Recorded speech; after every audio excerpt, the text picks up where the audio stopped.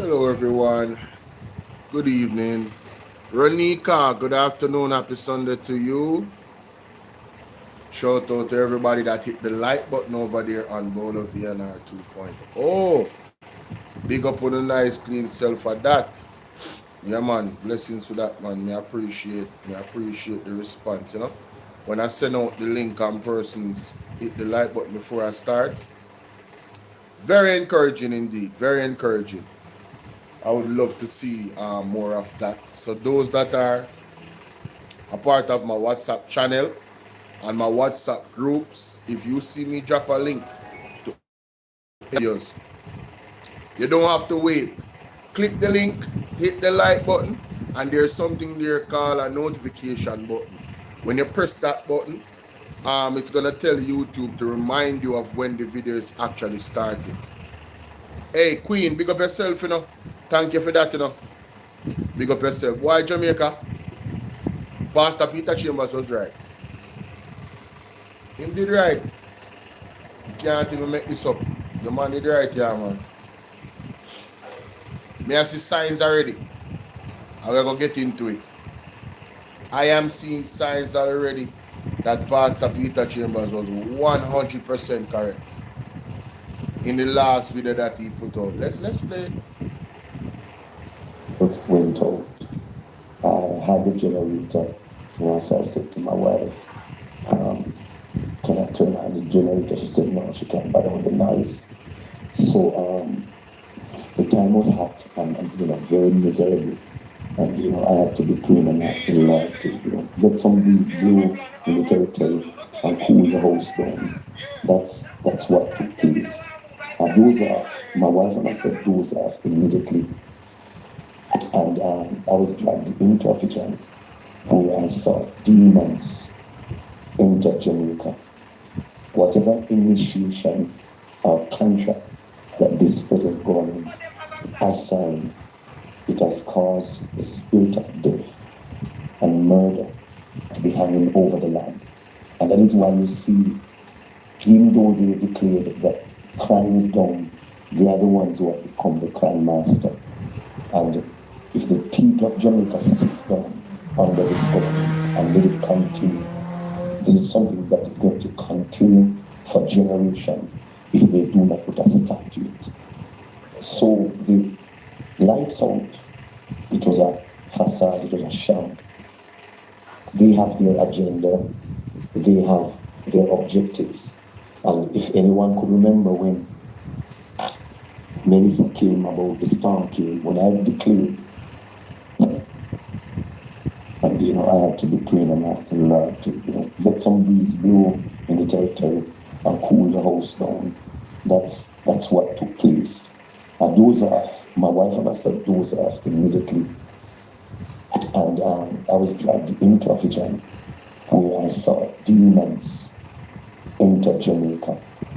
Whatever initiation or contract that this present government has signed, it has caused the spirit of death and murder to be hanging over the land.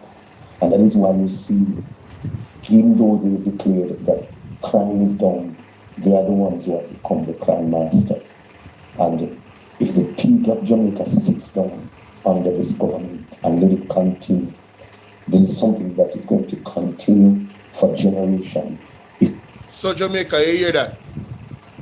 The light outage is the man of God says is not just regular, it is spiritual.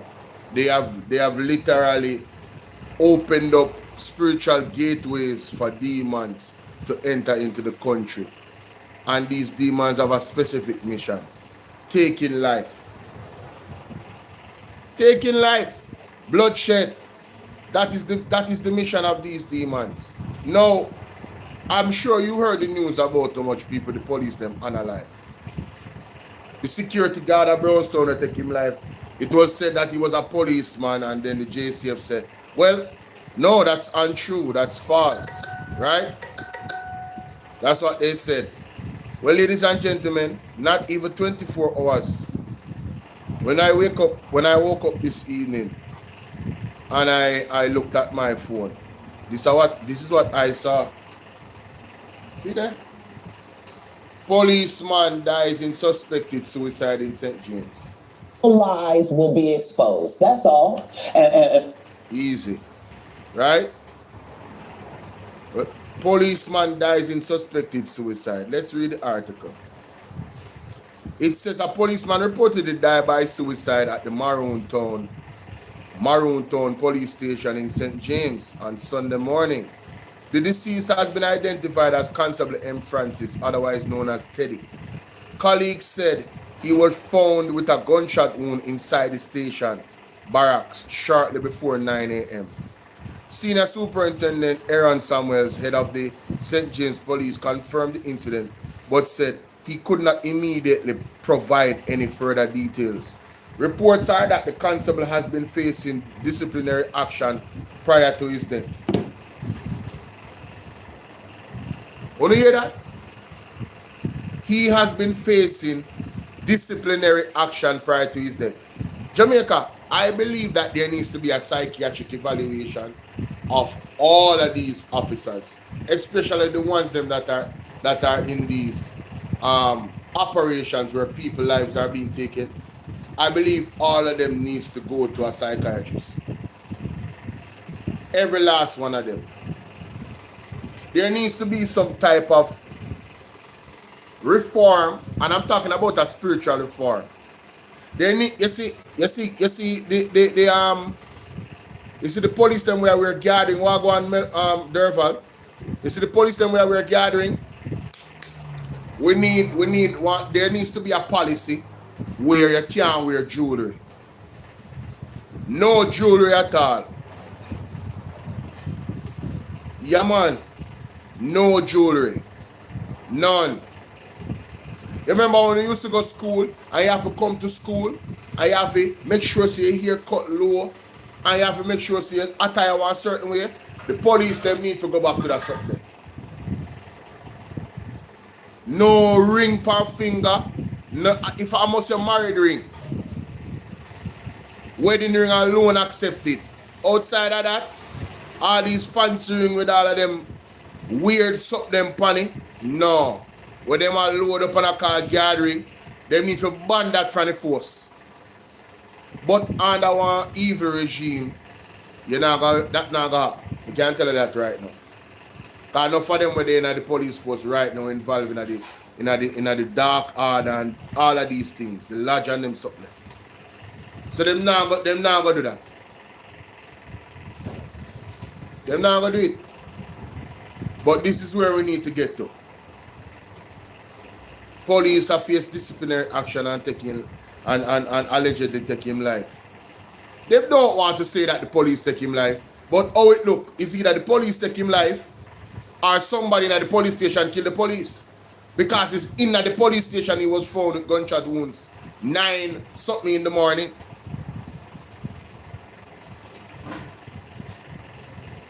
Nine something a.m. in the morning. Just come to work. Not too long, just come to work. And as a matter of fact, was he working the night before? That make it worse if he man work the night before. We don't like and share this with the ladies and gentlemen. You can't make this up. You cannot make this up. Pastor Peter Chambers tell you, see there? The man them analyze about 8 persons in a 24 hour. Security guard that commit suicide. All different type of news in the news right now in terms of death. Look upon the situation on a St. Ann with the lady on the roadside there so. And the car, if you watch that video there, how the car overtake somebody. When you overtake somebody like that, like you not drift to over there so. Alright, the car turn off from when you look at the video, the car turn off look a bit like I come out of one place so, right? I come up the road, right? And I like saying the car when a shot come up fast and already have speed and then I overtake the car then now and lose control and go over on the bank. The car go over on the bank in a more down the lady in Jamaica. And mash up the light post, you know. Donovan, Cheryl, big up. Mash up the light post, you know. Maurice, how you doing? Mickey, big up. Right? You don't see the video? It ain't green, man. I'm going to see one next video. Down a center again. Right? And I think I want man this time and he can't lick him down. Me have a video pass up the man. Me not going to show it. You understand what me I tell you? This is where we're at. The death angel them turn up in a Jamaica. So when the pastor, when Mark Stewart been a one, he say, if you cover on a picnic. All I prophet them and apostle them and tell them to cover on the children and cover on themselves. Jacqueline, it's not no joke. Take it serious. Just take it 100% serious. You understand? Imagine you there on the roadside and in the town. Right? Without the incident that happened with the lady where you show up on the video. And you just a normal day, early in the morning and that happened to you. The man look up in the post and broke the post and come out of the vehicle immediately, you know. And him did run, but them catch him. That are the next part of the update. But I'm not focused on that. All I'm saying is this, ladies and gentlemen, it is quite clear that spiritually, Jamaica is in spiritual warfare. And the demon them are take bodies. Them are take bodies, them are take life, them are take souls. You understand? In every way, accident, suicide, the police, them are unalive people, man and woman have problem, man and unalive them people, them, criminal at work, in every way, shape or form, there is a constant contribution to lives being taken in Jamaica. Huh? Burial ground. The funeral them enough. Dead yard and 9 night enough. I'm not going to none. I'm not going to none. You can't tell none of that. Whenever they like them something from morning. Worse now, them a bagger. Them a bagger data we are going right now. Me not going none of them. You understand? I want to remember the person who me know when them was living and vibrant and the wonderful individual that them was.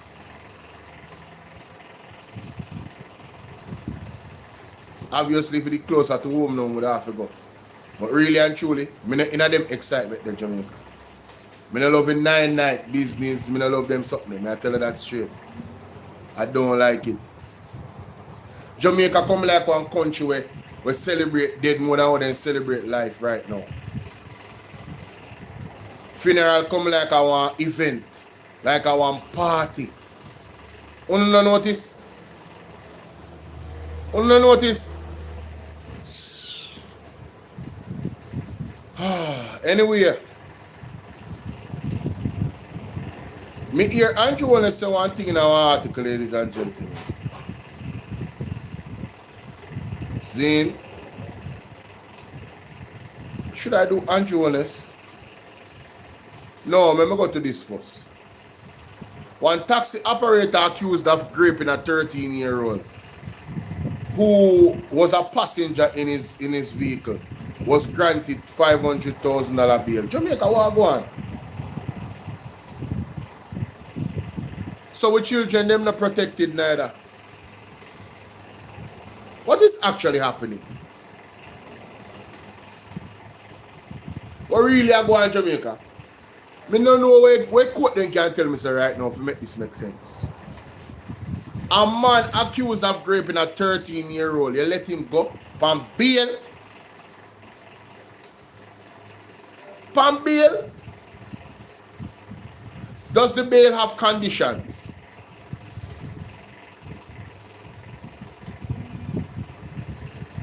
You let him go upon bail. The bail have conditions. You put one track upon him foot and restrict him to house arrest. What is the conditions of the bail? Only give him bail. What is the conditions? Mighty God of Daniel. Tell me if me make sense enough. When I see article, I say, hold on. 13-year-old. What one Saturday? 13-year-old. How do you give the man bail? Regular bail? When can just walk and go anywhere you want to go? What is the restriction of the bail? Is what I'm asking. There has to be. I'm not going deep in an article yet enough. Some just ask. Do them have one something on him foot? When you know so you can track him everywhere him there? 13-year-old man grape, accused of graping. I only give him $500,000 a little bit of money there.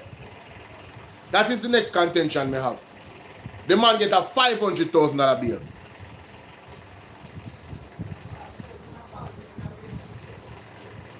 100% of your 100% that only don't share the live yet. My side, share the live for me now. When you share the live with 5 people, you know say numbers them go up, right? At least 1 out of 5 person that jump on the live. But even want to say them thing, people please like and share the video. Because the topic when I talk about so serious right now, I even want to tell us if you like and share the video. I just feel away. Maurice, I do that. Like and share the video, man. But honestly, I go into the article, see, because I want to know if them have some conditions to that person here. I feel like say bail need to be, if you are going to give him bail, the bail need to be at least $3 million. At least $3 million. A 48-year-old man is also charged with sexually touching and forcible abduction. His name has not been disclosed to protect the child. Attorney at law Davian Vassell successfully appealed for bail when the matter came up for mention before the parish judge MAGNITSKY. As conditions of bail, the accused is required to report to the Brownstone police station on Mondays, Wednesdays, and Saturdays. So him just required to report. We in Jamaica need to have a better system than this. See? We need to have a better system than this. This man needs to have one ankle bracelet, brethren. If you not agree with me, tell me so you not agree with me. The technology need to go up. So the only conditions of the bail is that him have to go report to the police station Monday, Wednesday, and Saturday. A stop order was also imposed at all ports of entry and exit. He was ordered to surrender his travel documents, so he can't fly out of Jamaica. And he must not have any contact with the child or the prosecution witnesses. That's normal. That's normal. That's pretty normal, right? According to the allegation presented before the court about 10:45 a.m. on March 22nd, the accused picked up the child in his Toyota Probox motor car. The prosecution alleges that upon reaching Angels Grove, he diverted into a scheduled area where he sexually assaulted the complainant. The complainant subsequently reported the incident to a community member who alerted the police. The accused was later arrested and tracked. No, Jamaica. So it's basically the child word against him. That's a 13-year-old, right? That's a baby. Just turned teenager. Again, I don't like the conditions of the bail. The man should be restricted to house arrest, brethren. Right? Only time if you come check in, to make sure so no tampering no go on with him bracelet, and when him go visit the police them 3 times a week. No man, Jamaica have to do better to protect the youth them, man. Jamaica has to do better to protect our children. This is unacceptable. Where's some mums? Me not hear you. No. Now, see another situation where the death angel has opened up in Jamaica. Teen unalived in Quarry Hill, Spanish Town shooting. Right? The police searching for 4 men who allegedly shot an unalived 18-year-old construction worker in Quarry Hill on Saturday. The deceased has been identified as Miguel Anderson, otherwise known as Bingy, and Quarry Hill of Quarry Hill, Spanish Town. Reports are that about 8 p.m. Anderson was sitting on a chair inside a business establishment when he was attacked by 4 men. A man who was seated in the motor vehicle parked nearby also came under fire. More lives being taken, ladies and gentlemen. The death angel is running rampant in Jamaica. Right? Now, this story is kind of interesting. I remember when, because I don't know nothing about Audrey Marks, you know, right? So Audrey Marks here. So Audrey Marks is the sole founder now of Paymaster. She was the original. You know, it's something I realized about the Jamaica Labour Party members of parliament and representatives. They are heavy business people. And anytime the government is going to do business, a lot of the times the business is run through them. And I just think this is a conflict of interest. You understand? Because wasn't Audrey Marks, wasn't her company the one that donations were run through for hurricane relief through Andrew Holness administration? And now this confirms. See, the following 2 years negotiation, Ambassador Audrey Marks has reacquired Paymaster Jamaica Limited from Digicel Group, a telecoms operation. She is now the sole owner of the entity, Jamaica's first multi-payment agency, offering a one-stop for bill payments, remittances, and service subscriptions. Ambassador Marks founded Paymaster in 1997, mighty God, and the company has grown to become one of the most recognized payment services providers. Jamaica. Da da dee da da da. Let me go. Somebody put this up. One brother named Blake. So Springfield residents finally get a bridge after 4-year ordeal.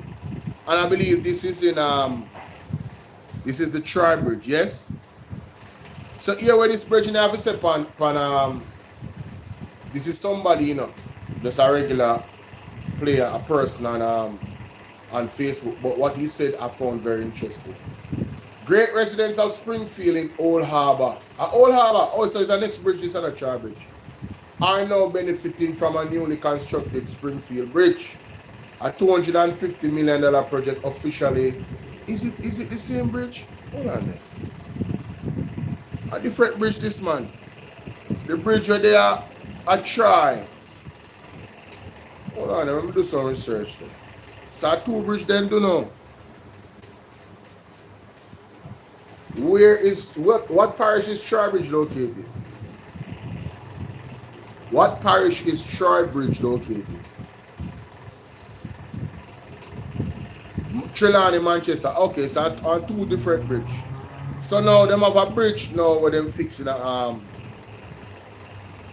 what you call it? Old Harbour. More on hear what that bridge they are saying now. Great residents of Springfield, Old Harbour, are now benefiting from a newly constructed Springfield Bridge for $250 million project officially handed over by Prime Minister. The bridge, which replaces a structure that was closed in September 2022, is expected to significantly improve transportation, commerce, and public safety in the community. Hold on a minute. The man said the Lacovia Bridge in St. Elizabeth has been in a deplorable condition for well over 20 years. Yet, it somehow still does not appear to meet the threshold for urgent repair. Despite numerous accidents and at least one reported fatally linked to the deteriorating state of the bridge, residents continue to wait for meaningful action.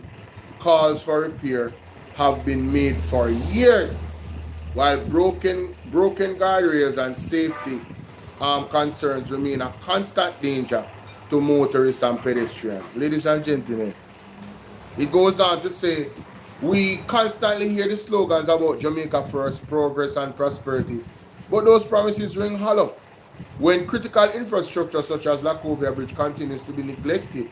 Successful announcements have acknowledged the risk and pledged improvement, yet the bridge remains a symbol of delayed action and misplaced priority. If protecting lives and ensuring public safety are truly priority, then, then repairing the Lacovia Bridge should have been addressed long ago. Now, let's go and Google the Lacovia Bridge. Incidents that happened on the Lacovia Bridge, lady. Yeah. Let me see if I find any incident that happened in the Lacovia Bridge. Alright, so it says here that the Lacovia, no thanks. The Lacovia Bridge in St. Elizabeth is notorious for tragic, reoccurring accidents, primarily caused by its severe damage and missing guardrails. Notably, prior fatal incident on the bridge involved a female driver who tragically drowned when her vehicle plunged into the Black River, and she was unable to free her seatbelt in time. While there is no single prominent lady incident, well, I did say lady in the I shouldn't say lady, you know. I should just say, yeah. So let me search that again and see. So December 2025, a 76-year-old businessman died after losing control of his pickup truck and plunging into the Black River. His stepson was also in the vehicle and managed to swim to shore. The truck and the victim's body were later retrieved by the JCF. So that these are some incidents that happened. So this bridge is really a problem bridge. So the point of the man I'm making at the post on Facebook, him actually on point. The man actually on point. So why we have to ask Andrew, is there any plans to fix the Lacovia Bridge immediately? Or maybe Mark can tell you about Nara. Nara go fix everything. We see them give $2 million to $2 million plus to Treasure Beach, according to them, if you go fix up tourism area for attract tourists. But the safety of the Jamaican people does not come first. What go on for Lacovia Bridge? What's happening? All money are allocated to Treasure Beach, but Lacovia Bridge not fix it.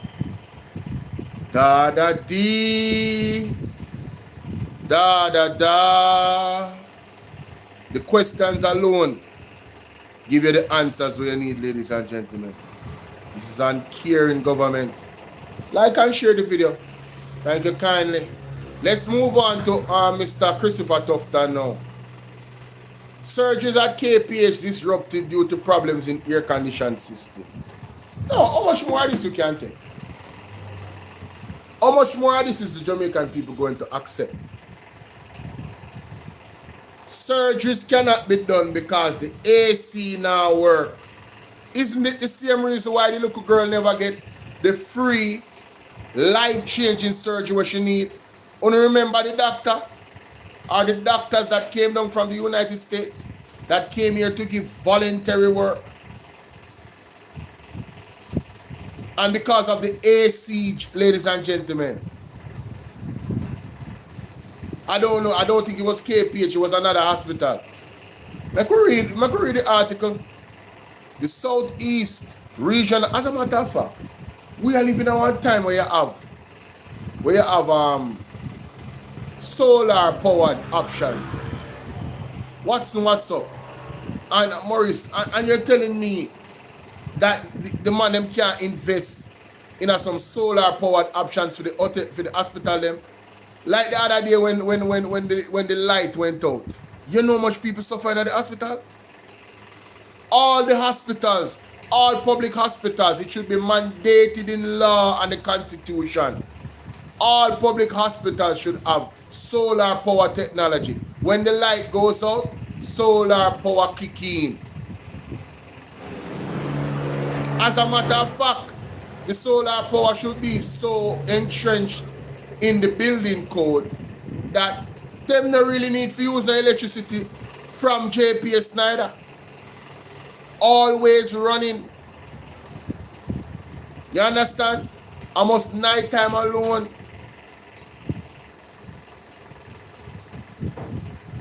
Right? Come on, man.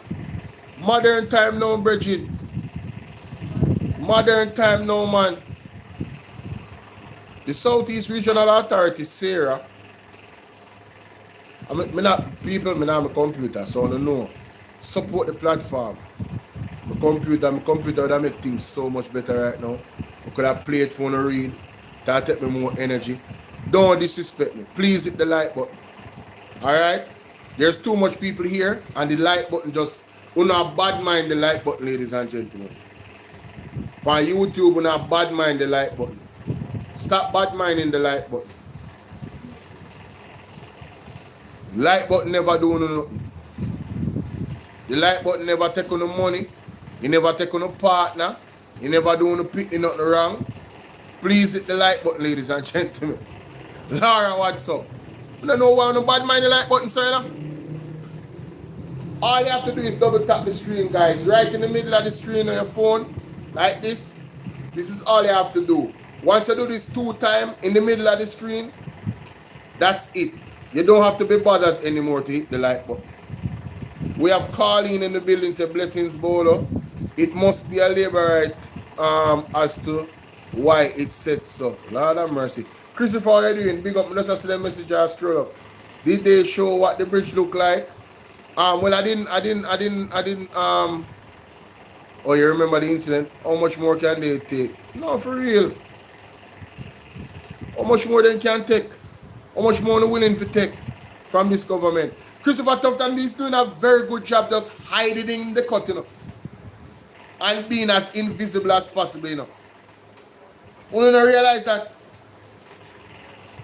Christopher Tufton should resign and Jonah should resign. Them do too much damage already.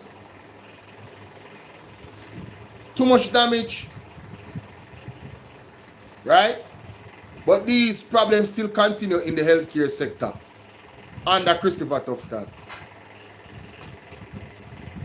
The management team at KPH recognize the impact these delays have on the patients and their families, particularly those awaiting elective surgical procedures, said KPH. Chief Executive Officer Dwayne Francis in statement from Sarah and Sonny. Jamaica, I'm telling you so. And this is going to sound extreme to some people. You cannot afford to go to the hospital whether you have money or not. Let me say that again. You cannot afford to go to the hospital in Jamaica whether you have money or not. The conditions at the hospital is in such a way that you might have money to pay for this and pay for that and you still can't get it done. I would advise you guys to be super careful on the road. Alright? Be super careful.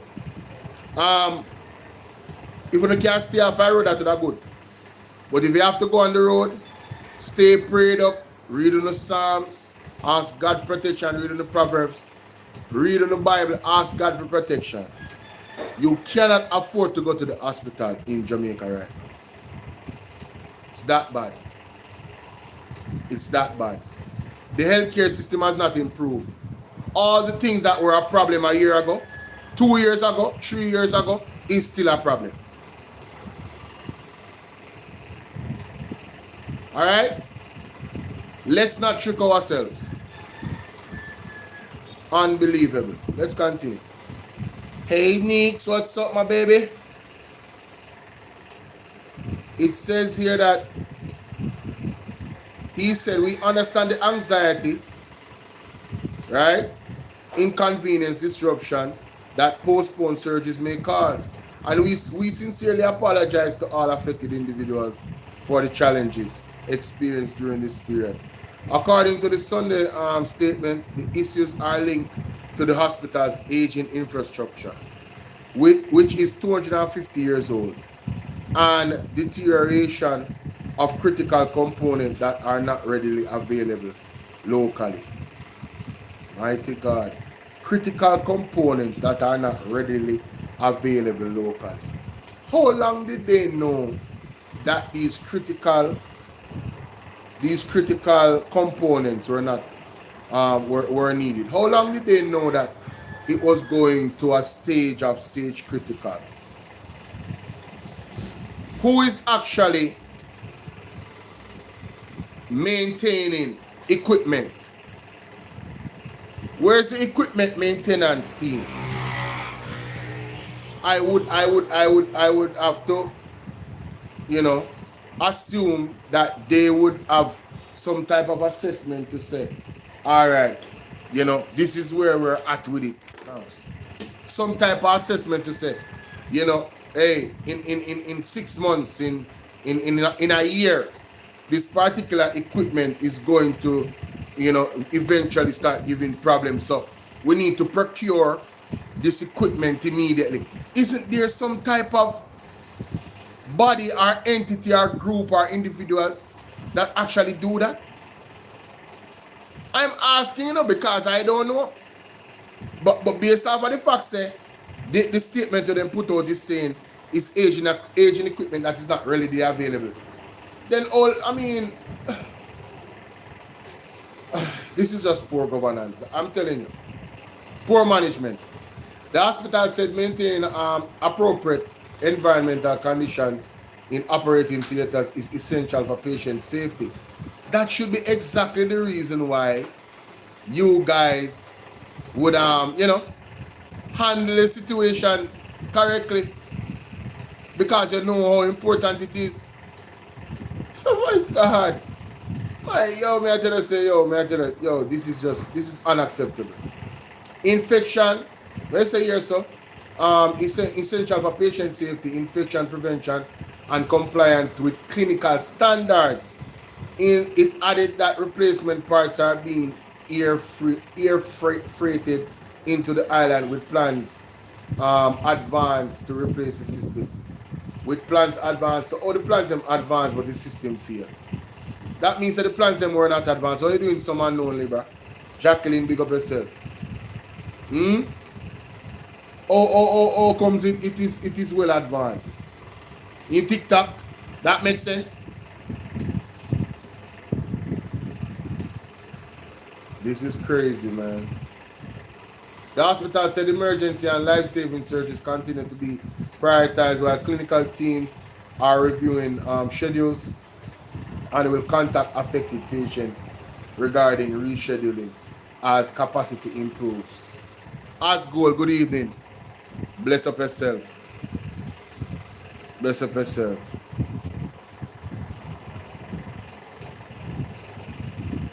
Wow.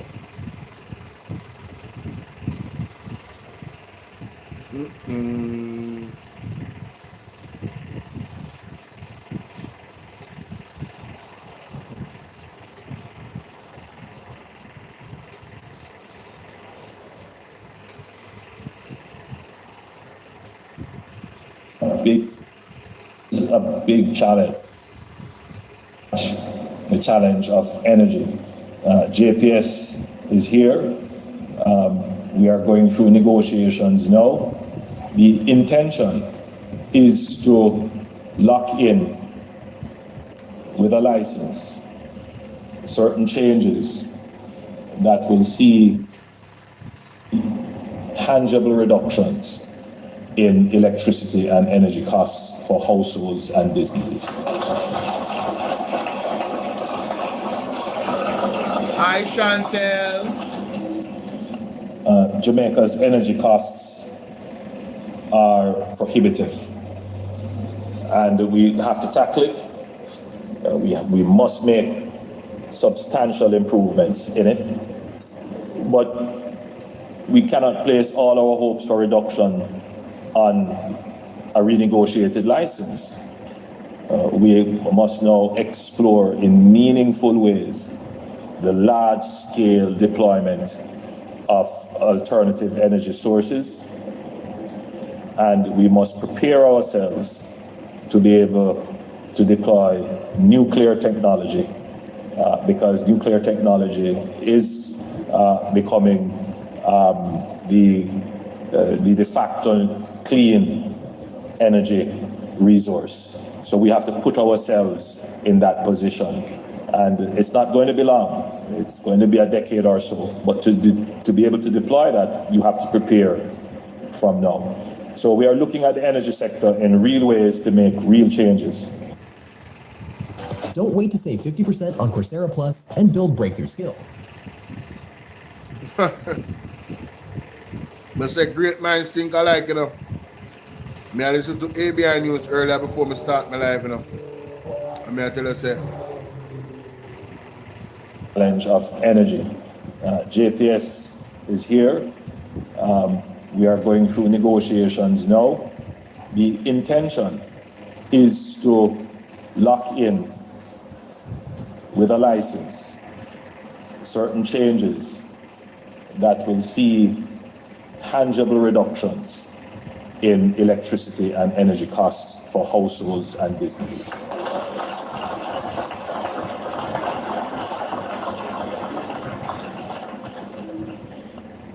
Jamaica's energy costs are prohibitive, and we have to tackle it. We must make substantial improvements in it, but we cannot place all our hopes for reduction on a renegotiated license.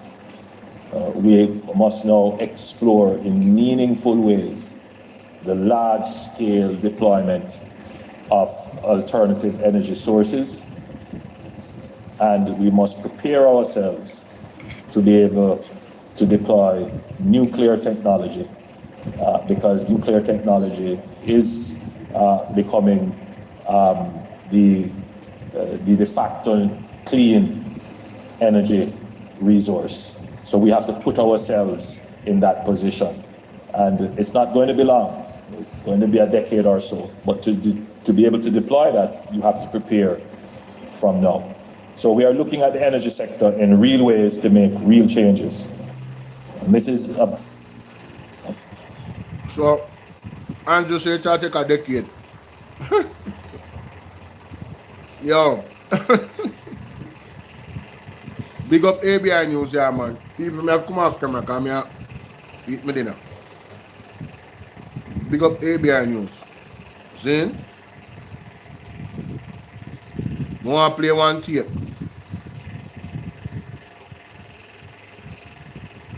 Because some people forget that Andrew promising.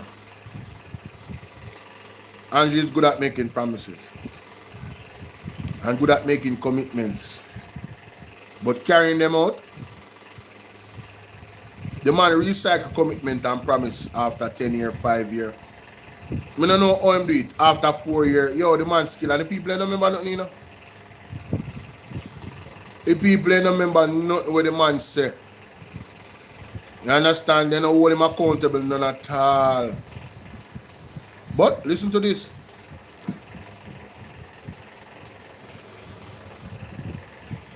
One of the things that I know affecting whole heap of people in Jamaica is the high electricity bill. Oh!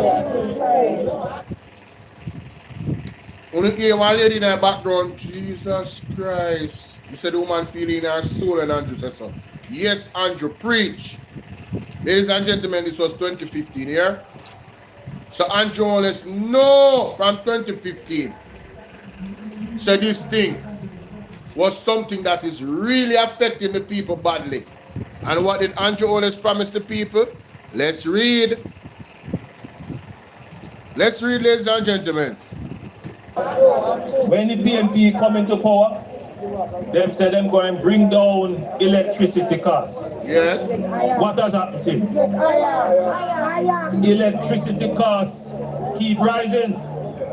They promise that by 2016 they would have made the JPS more efficient with more efficient plants. That's not going to happen till another 2 years. And before you know it, it will be another 3 or 4 years before them actually do it. The Labour Party will make sure that we put in place more efficient electricity generating plants to bring down the cost of electricity to you. I don't like to make promise. I make commitment.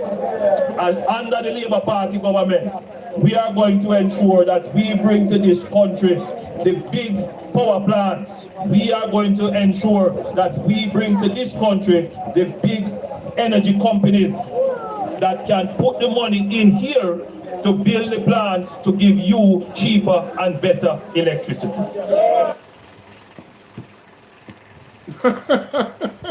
We're noticing an emerging trend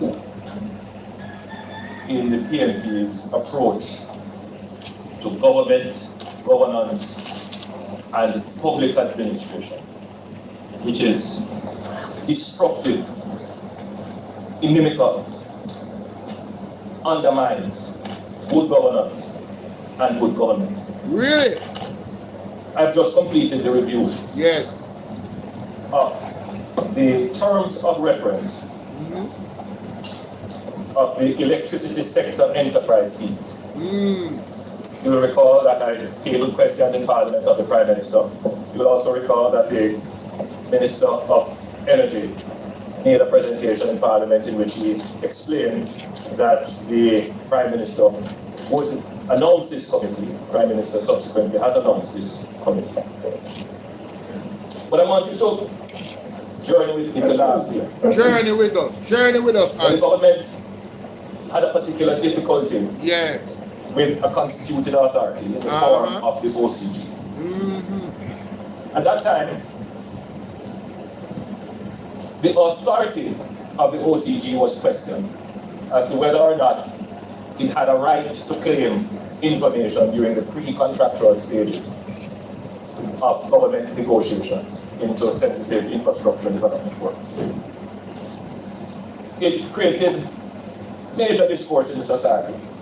Indeed, it caused fractures and differences of opinions right throughout the society as to whether or not the contractor general is being a hurdle insurmountable when it comes to the efficient and expeditious procurement of infrastructure works. At the end of it, the government decided to take its anti-corruption arm to court to determine whether or not the contractor general had such authority. But whilst that was being done, the Minister of Works set up a committee called the IOC, the Independent Oversight Committee. I'm sure members of the press will recall that. The IOC's task was to ensure that there was transparency in the procurement process and to oversee the development of the infrastructure, the procurement of the infrastructure. It was positioned in such a way that there would still be integrity in the process because the people appointed are persons of the highest level of integrity in and of themselves, and therefore they don't need to have the OCG to oversee the process. The end result of government going to court was that the court ruled that the OCG does have the authority, but it ruled even further that the IOC as established was a public body, and any public body dealing with procurement would fall under the authority of the OCG.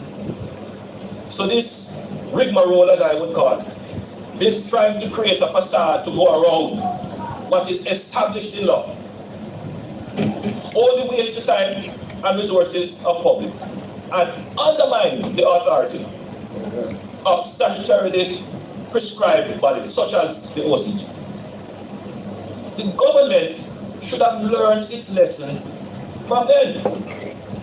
At that time, my position in Parliament was that if the OCG is a creature of Parliament, a creature of statute, it reports to Parliament, and parliamentarians have a difficulty in the authority of the OCG, then it is Parliament that gave the authority. Parliament can change it.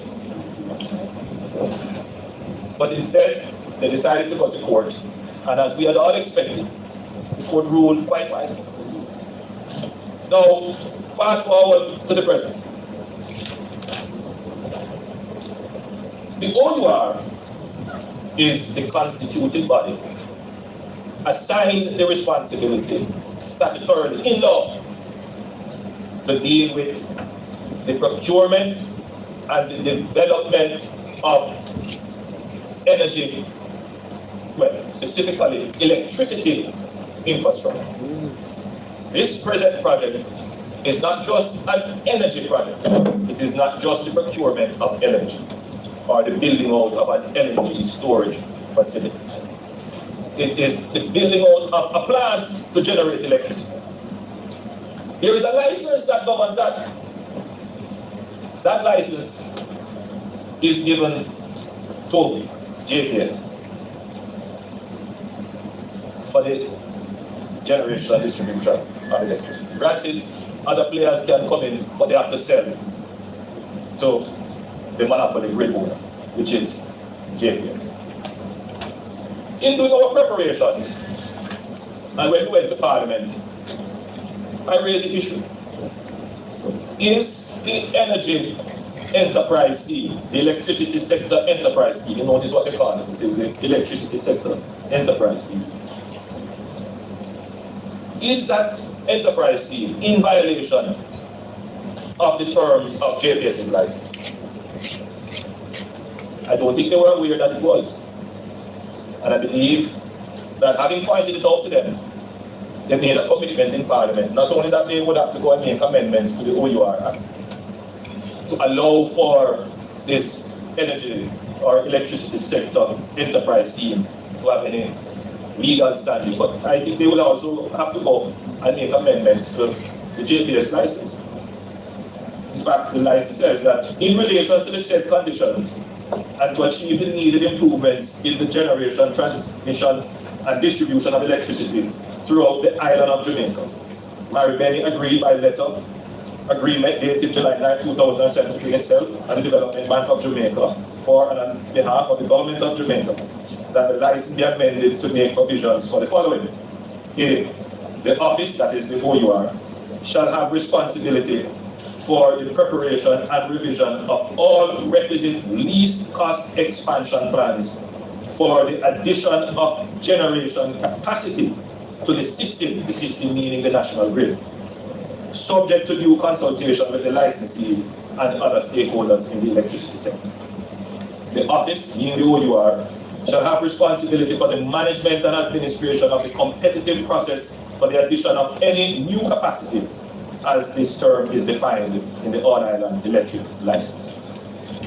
So, both by virtue of what is statutorily prescribed for the OUR, and both in terms of what is said in the license, the development of any new capacity, procurement of it, falls squarely in the office of the OUR, and this is stated in the JPS license. It seems to me that for the enterprise team to have any standing legally, that these issues must be resolved. The spokesman on energy raised an important point. The government has gone ahead to set up the enterprise team on the assumption that the revocation of the license will be so easily done. That in itself would presuppose some kind of prejudice to the existing license holder. Now, this just shows you, see, that if the government is not prepared to follow its own rules, its own regulation, its own legislation, then the government will get into trouble. We can't claim to be a law-abiding society where the rule of law stands. And people will say, I don't really business with the rule. All I want to do is get the cheap energy. I don't business with the rule. Be patriotic. And all I want is cheap energy. It is time that the Jamaican people understand that you're not going to get cheap energy unless you do it by the rules. The lesson from all of this is that, see, the government of Jamaica is not prepared to follow its own rules. But people from overseas and outside our countries and our borders are prepared, and not just prepared. They will follow our own rules. So all the people who now wishing and hoping that electricity prices will reduce or become stabilized, and wishing that they could stop through wire and now go and become legal customers, looking down at the government and say, what are you doing? What are you doing, Mr. Government? But let's probation. The constituted authority in this case, it is the OUR, that looks at the procurement of power, produces a finding. One Andrew, no? One pen. Which says that the minister did something wrong. Says that the procurement process was flawed and that the minister tried to facilitate when he shouldn't have. So I had to ask the Prime Minister, Prime Minister, did you read the Contractor General report? He said, I don't read the Contractor General report. Well, let me say something to all of the sympathizers out there. To all the people who believe we must ask questions of the Prime Minister because we sympathize. Sympathize with the light. But the truth is, we shouldn't wait on the IED to follow our own rules. Our Prime Minister should be the first one to follow our own rules. If that were done, we wouldn't be in this position today. Listen.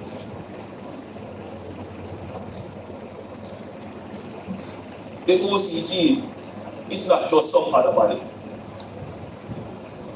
It is the authority constituted in law to pronounce upon the integrity of the contracting and procurement process. And if the OCG come from river bottom and tell you, say, there is a problem there, pay attention to it. If, for whatever reason, and it is not sufficient to just come and say, we don't agree with the OCG, I asked the Prime Minister, what steps did you take? How did you disagree? In the same way that you felt it necessary to take the OCG to court, you should have had the same compelling reason to try and come to some kind of... Jamaica, me have to pause this. You know hear Andrew? Andrew said the handy, you know, you're doing freedom, big up. Ryan Campbell, big up. Andrew always said the first person that is supposed to follow the rules is the Prime Minister. Mighty God. Then Andrew, why never follow the rules of the Integrity Commission and give them all the information them say them want? So we can know how you make your money. Why did you refuse to cooperate with the Integrity Commission? Why did you try to, well, not try, why did you ask the court to force the Integrity Commission to certify you? Given all the red flags that made you ineligible to be certified. Why aren't you following the rules? Some unknown say, good evening, bro, blessings to you and mom. Mummy, your fans them a big up. Right? Blessed Sunday afternoon from Mummy. Right? Una hear Andrew? Una listening good? You know when that tape, I'm going to tell you when that video was released. Let me tell you when this was. 12 years ago. Obviously when him did that. This was 2014. 2014, June 13, 2014. This today hour. Today 13th. Today 13th of June, 14th of June. This was literally 12 years ago, ladies and gentlemen. Exactly 12 years ago. And listen to me, I go back to the part because this is so interesting. What I'm saying right here, sir. It's not just some other body.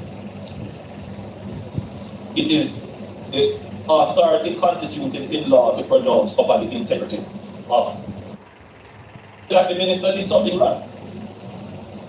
Says that the procurement process was flawed. Whoa, the procurement process was flawed. Then Andrew, how your government have $3 trillion that is unaccounted for? How comes your government have so much procurement processes that have been violated?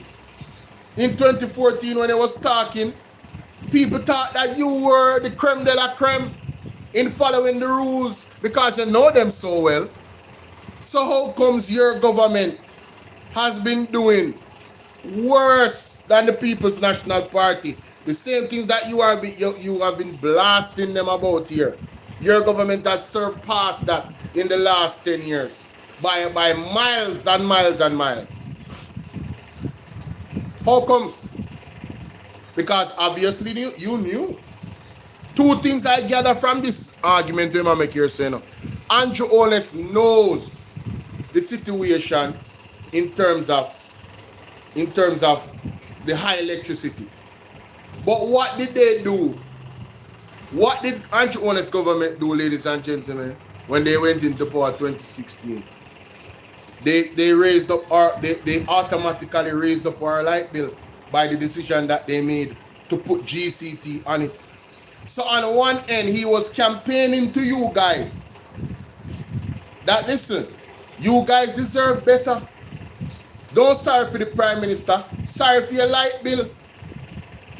You know, listen, you not listening. I make sure I make him play. No. I'm listening, I don't cut him none at all. No. You not listening. Hey, Mr. This man is one gigantic hypocrite. He is a gigantic hypocrite, ladies and gentlemen.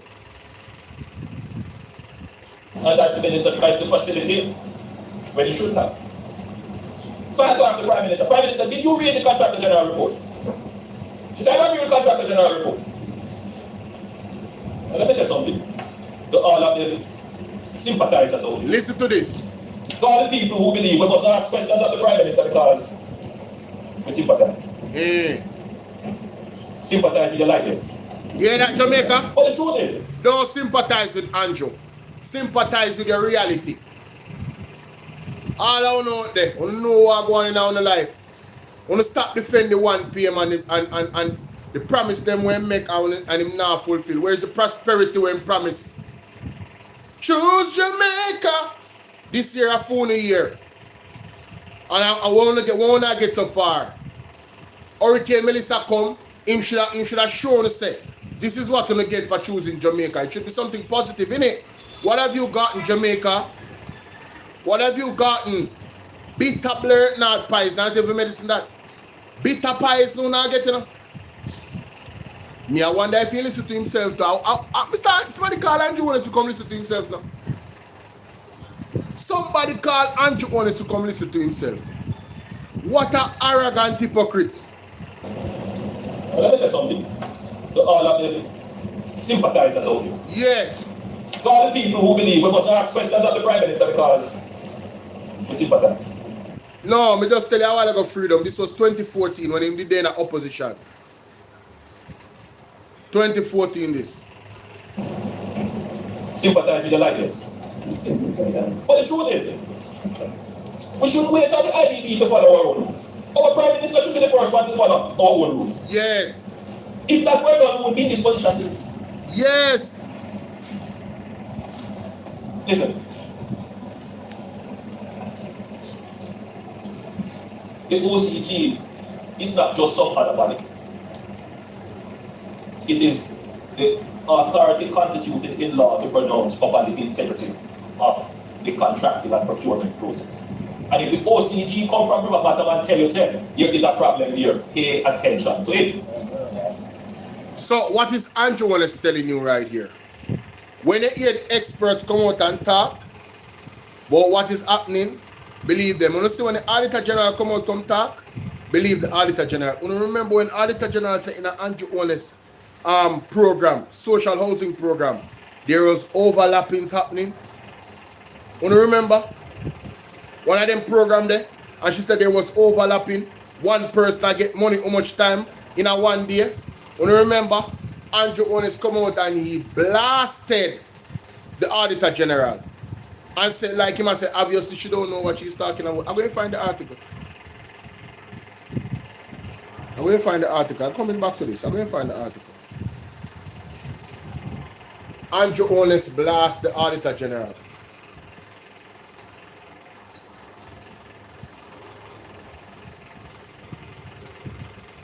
Andrew Holness has publicly pushed back against Pamela Monroe.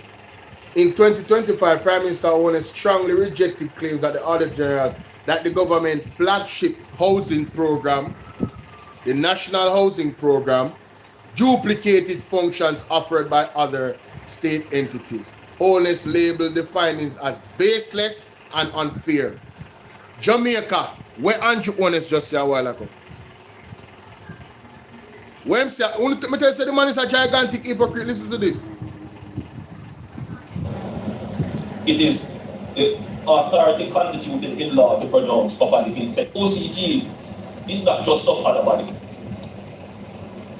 It is the authority constituted in law to pronounce public integrity of the contracting and procurement process. Yes. And if the OCG come from River Bottom and tell you, say, here is a problem here, pay attention to it. If the Auditor General come from River Bottom and tell us, say, the National Housing Program is duplicating other programs, believe her.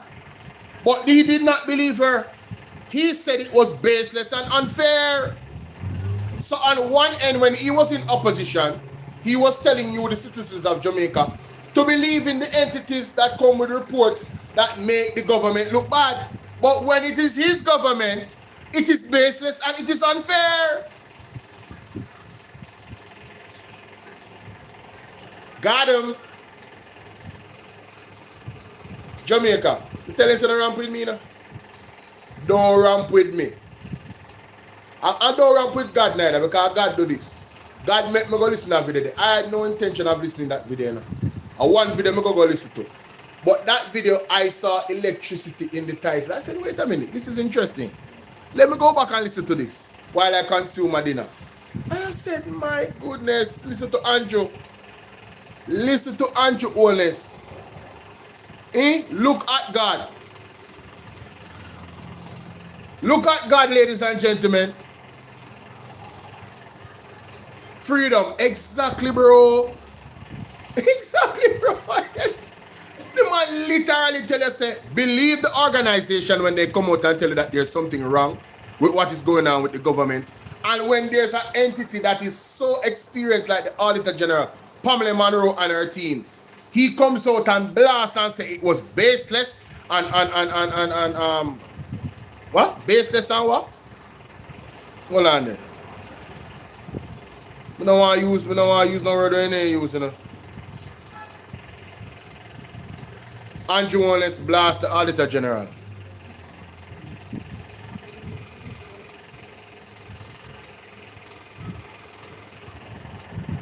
Andrew Holness blast the Auditor General. Yeah, there it is. Yeah, I'm going to screenshot this too. Yeah, I'm going to screenshot this.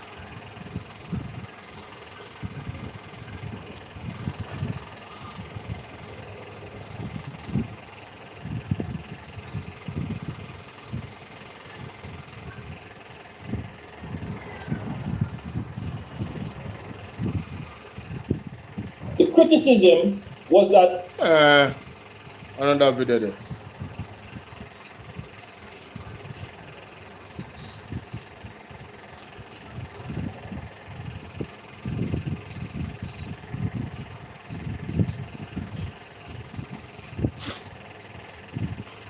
I want to say, Madam Speaker, that the devil just tricked Young Miami with the oldest play in the book. I hate this because I can tell this woman has a sweet heart. Watch this video. The devil's like, what, you just want success? Psh, I'll give you that. Just They think the devil poor, the devil rich. China is deploying an autonomous robot to clean its rivers. Now, ladies and gentlemen, when it comes to robots, this is you know, off topic. When it comes to robots, These are the type of robots we need. The ones that clean the ocean and clean the rivers. Yeah. These are the type of robots we need. Real talk. These are the types of, and these robots, I think they should be solar powered as well, obviously. So while they working, they battery charging. You heard? Yeah. Self-sustaining. You feel me? That's real talk. Look at them cleaning out all the garbage and the dirt and all that nasty stuff, cleaning out of the river. Shout out to China, man. That's what's up.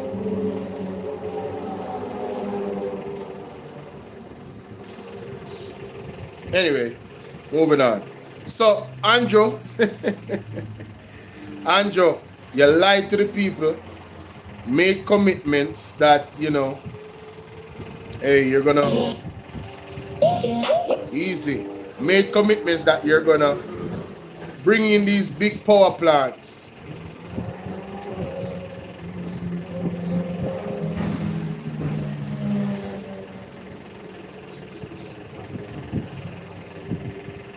From 2015, the man promised him I bring the power plant in Jamaica. Where the power plant ended? Where's the bringing down of your electricity? Boy, I can't believe someone really voting back Andrea, man. Gun attack leaves 1 dead, 2 injured in Kingston Central 1 day ago. Jamaica security experts box Zozo model for TNT. That doesn't surprise me. That doesn't surprise me at all. Trinidad and Tobago and Jamaica is definitely linked to the United States. And I believe all of these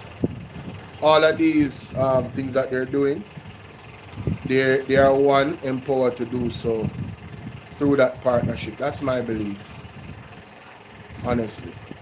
You see them moving in a certain way. It's kind of like Jamaica is being militarized. Low key.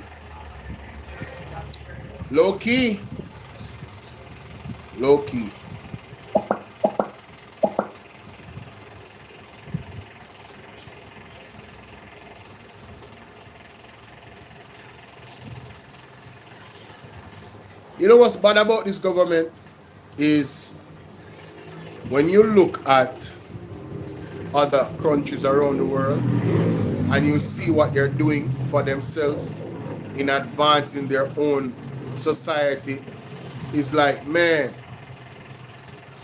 what is our excuses for not following those models? Because it clearly shows the results.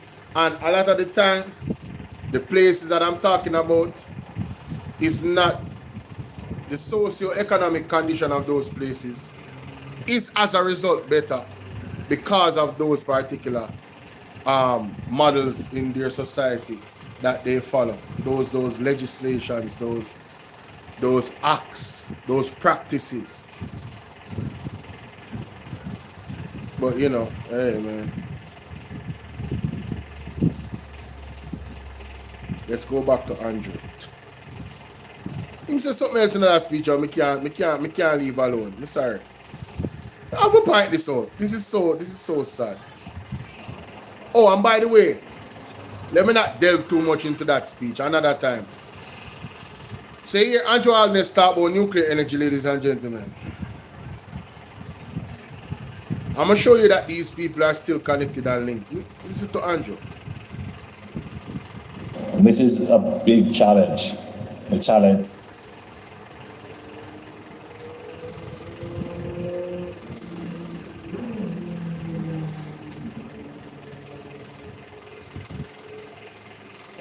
To lock in with a license certain changes that will see tangible reductions in electricity and energy costs for households and businesses.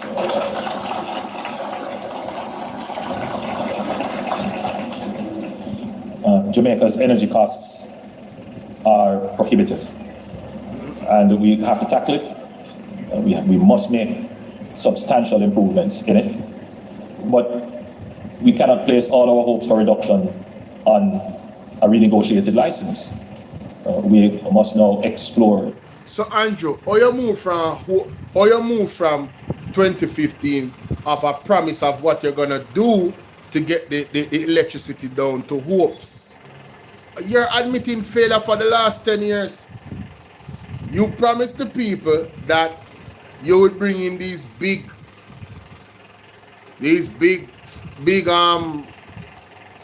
entities and equipment and power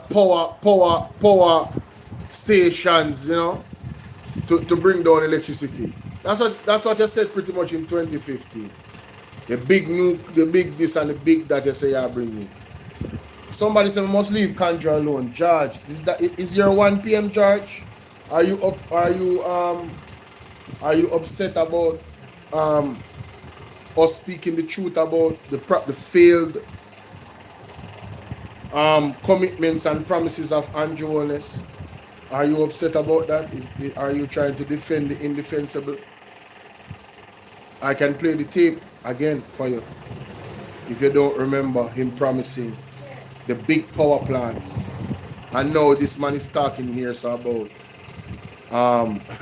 listen to him. Meaningful ways, the large-scale deployment of alternative energy sources, and we must prepare ourselves to be able to deploy nuclear technology, because nuclear technology is becoming the de facto clean energy resource. So we have to put ourselves in that position.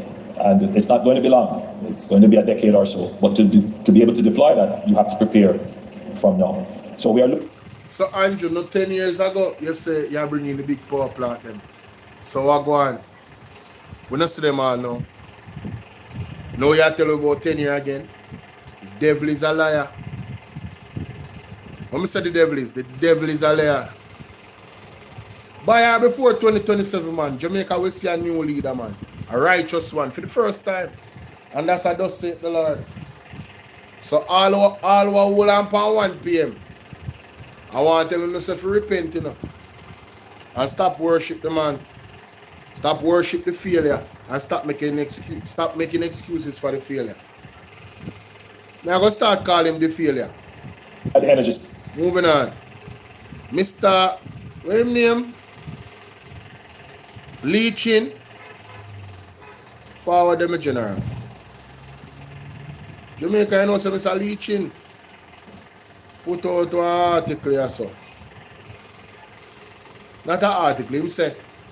CVM TV said, Chairman and CEO of Portland Holdings, philanthropist Michael Leaching says, 2 sectors are poised to shape the future: advanced cancer treatment and nuclear energy. Why am I not surprised that Ima Andrew is singing the same tune? This was a day ago.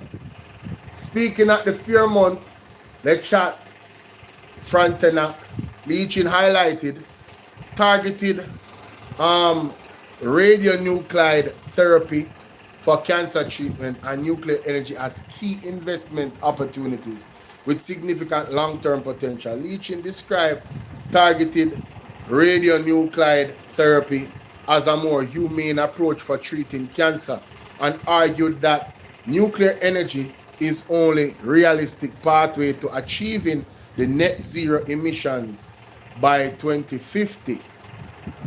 He contended that shifts in dominant energy sources have historically led to shifts in global economic power and believes the transition away from fossil fuels is already underway.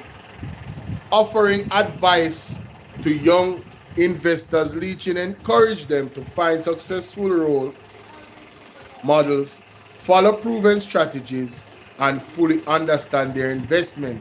He said this knowledge gives investors the confidence to withstand market fluctuation. So, Mr. Leaching, I encourage the people, ladies and gentlemen, to go ahead.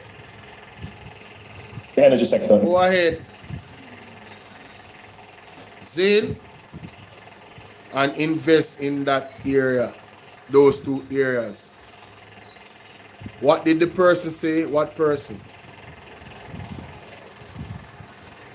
Veronica said termites not what George said termites not Andrew head. Mighty God. You know, I really feel like him a lose it to tune him, and I tell him no lie. I really feel like he's losing it. The editorial has this to say about Chuck, CCJ, and Sir Shridat.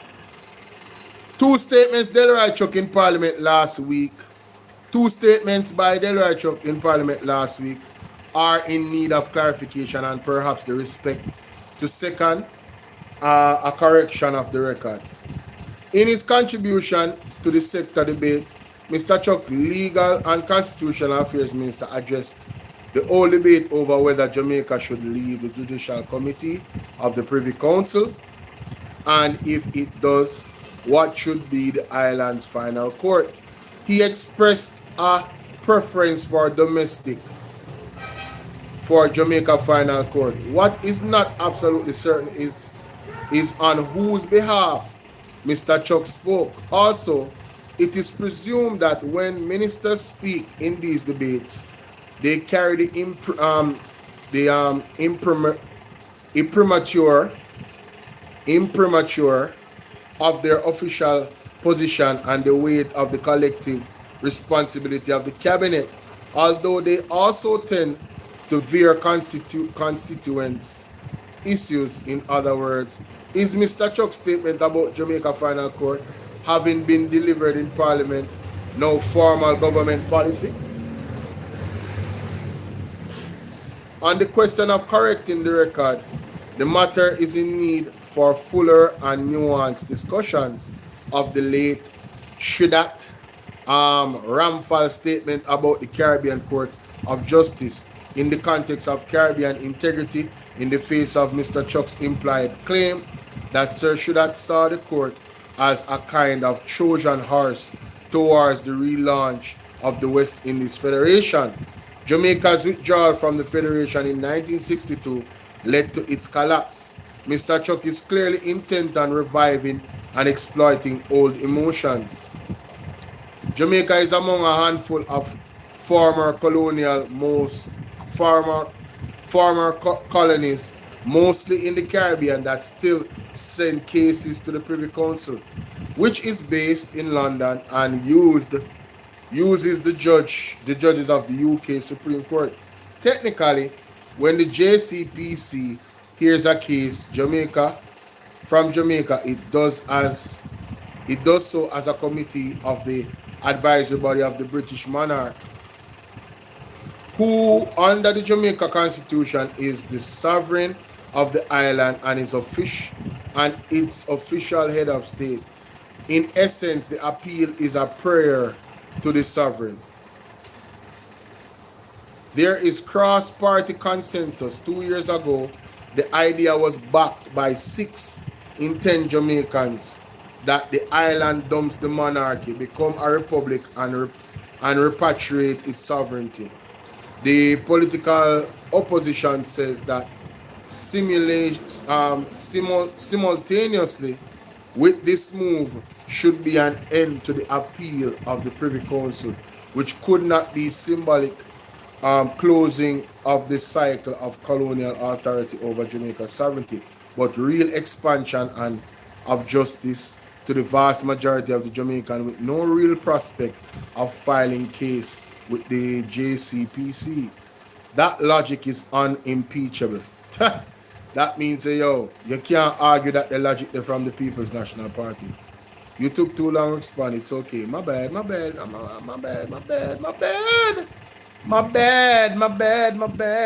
You can still tell me still. For a long time, the governing Jamaican Labour Party was in favor. Hold on. I think I missed something. Yeah.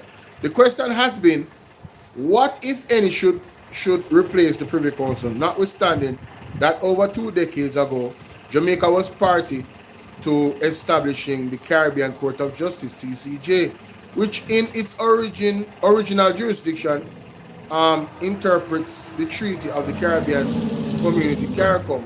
single market and economy. However, the CCJ also has a civil and criminal arm to which five CARICOM members have acceded. For a long time, the governing Jamaica Labour Party was in favor of retaining the JCPC or waffled on the matter. 2 years ago, Prime Minister Andrew Jones said in a morning lifestyle television interview that our final court should be in Jamaica final court rather than CCJ.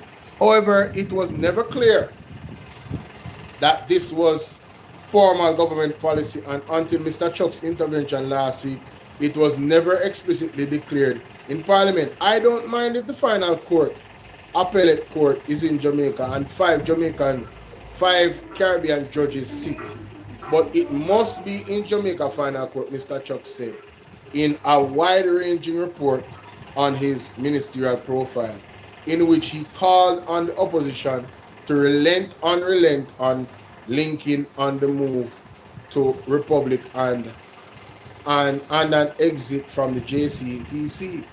The opposition support is necessary for the former, given the constitutional requirement that the constitutional amendment to remove the monarch must have two-thirds support in both chambers of the Parliament, followed by referendum.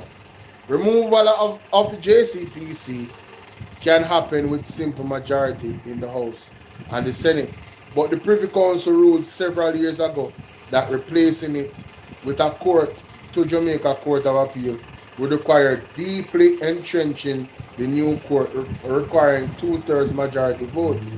Given the configuration of the Senate, the two-thirds stipulation means that the passage of any bill requiring a special majority needs the vote of at least one opposition member. Indeed, an attempt in early 2000 to install the CCJ as Jamaica Final Court founder on this demand. The CCJ has received global accolades for the quality and jurisprudence. It also has two other defining elements: its structure for appointing judges with a wide swathe of independent regional institutions represented on its commission, makes it one of the world's most insulated courts. That insulation is reinforced by its financial mechanism, a regional trust fund that was subscribed by Caribbean governments at the court's establishment. In a loosely paraphrasing Sir Shudat, that CCJ is the beginning of the reintegrate the Caribbean, and asking Jamaicans, is that what you want? Mr. Chuck sought to stoke fears by reviving the perceived specter of the Federation, a loss of Jamaica's sovereignty. In calling for deepened collaboration and stronger implementation mechanism by CARICOM, the Sir Shudit shared the West Indian Commission in its 1962 report on advancing the community said, we are proposing not a surrender of sovereignty, but the pooling of it in certain defining areas for the greater good. The alternative for each of us is not glorious independence, but a slow decline into irrelevance, where our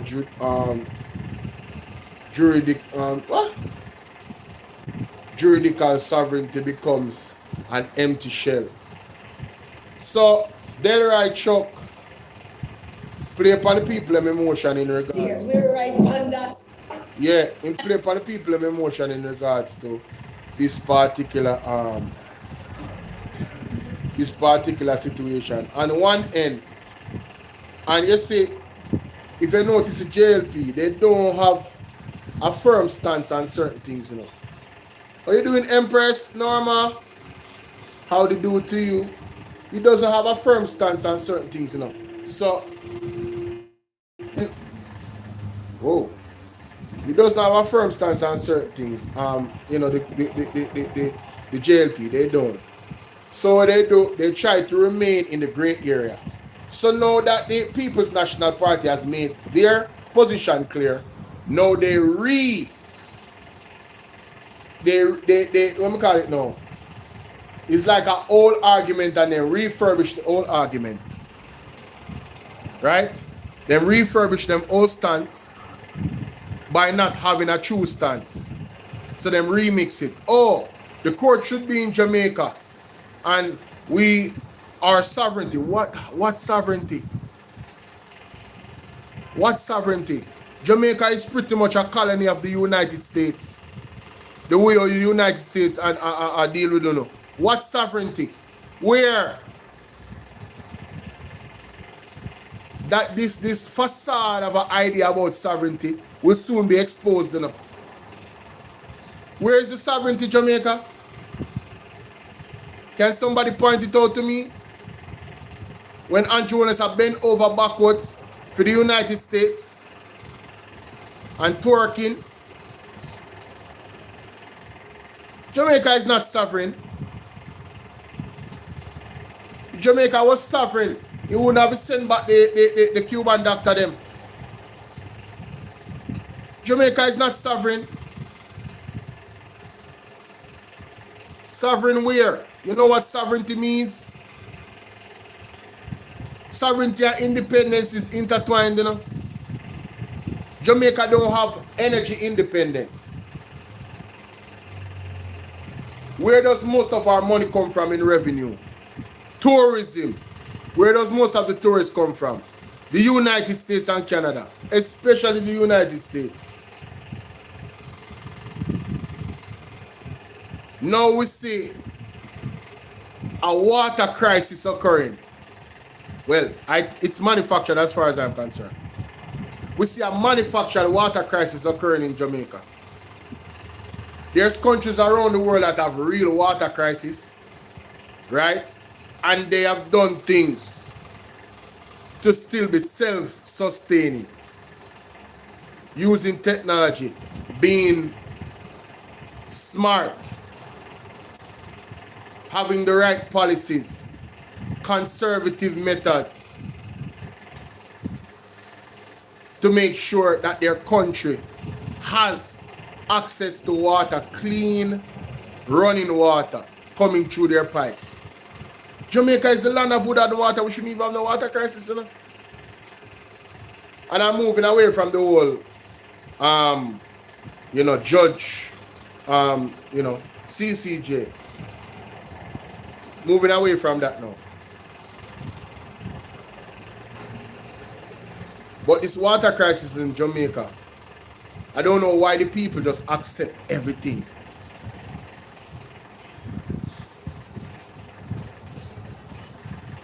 Everything on just accept, so. The other day, I see Shaka calling Bell on his program. Upset, and Shaka is a man traveling. And Shaka was more upset about the rising of the fuel prices, the diesel, more than the Jamaican people. Nobody no come out. Carol Wagwan. Nobody no come out come protest. Not even a nice, not even one roar. Not even that. Only just take it. Elijah, they are so simple-minded, brother. When the apostle said, boy, the screws is being tightened, the apostle never tell no lie. Hey, 2027, you know. Are the date, you know, we're marking, you know. But fi suffer under this government for another year and a half. May I tell you, potentially another year and a half, because the change can happen this year or it can happen next year. But if you suffer under this government for another year and a half, may I tell you, it a go rough. It a go rough. And when we say suffer, we not exaggerate, because listen, if you're in a country and you cannot grow your potential, you cannot grow, you cannot expand your business, if you're merely surviving, and not thriving, then your government is failing. Can we all agree? If you agree, put a one in the chat, ladies and gentlemen. If you have a government running the country for 10 years and you cannot grow, your country is not growing. Hey Joy, Mama San, big up, Spring, big up. If you are there and your country is not growing, you know, just a survive. And now your survival is being tested by even harsher conditions. With these oil prices and gas prices going up, inflation high. Now they're going to blame the war, you know. But we still have to blame the government. Why we have to blame the government? Because of something called the edge tax that they're still collecting, but they're not using it for its right purpose. The government does not invest in the mass of the people in Jamaica. They invest in their friends and their family members and themselves. This government, the JLP government, this JLP government does that. I had a video out on Bolo VNR clips and Bolo VNR 2.0 with Mystic Sensation. Mystic Sensation was going over the achievements of the different leaders of the People's National Party. Dr. Oren Cole was asking me to get that document. I'm going to ask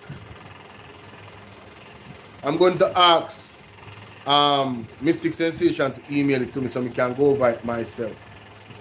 But a part of that conversation that he had, ladies and gentlemen, there was a point under Norman Manley's tenure, I believe, he said that there was an average growth in the economy of 6%. And there was 1 year, a record year, when it went to 14.1% economic growth, you know.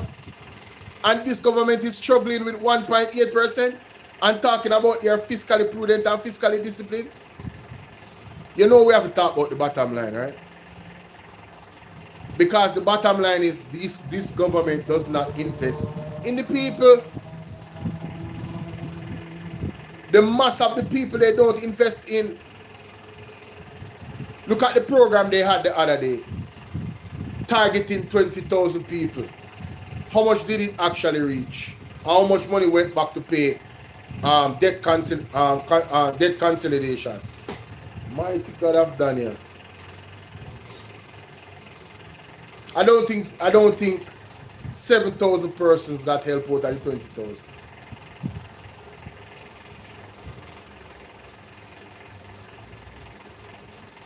Sorry, my bad. I don't think it's 20. That I think you're supposed to get $20,000.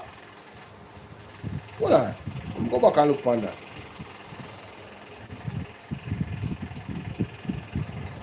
What that program the name again, Jamaica?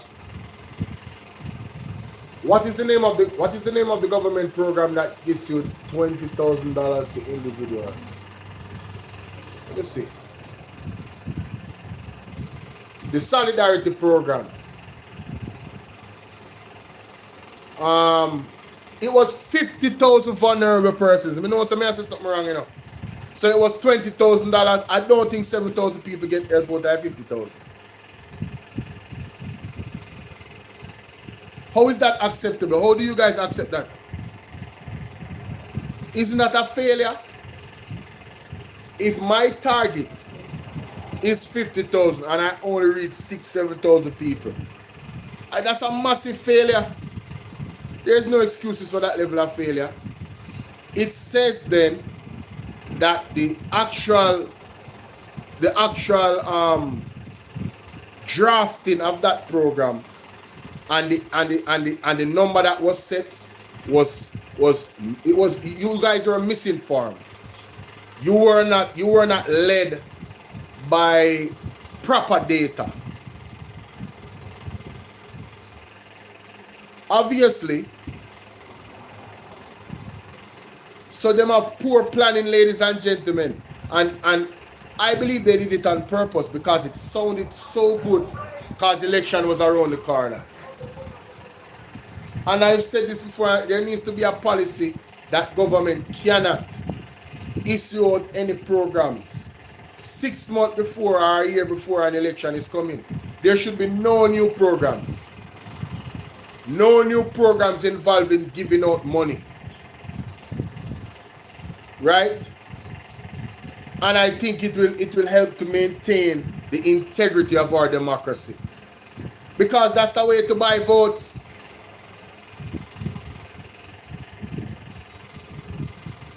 What you guys think about that?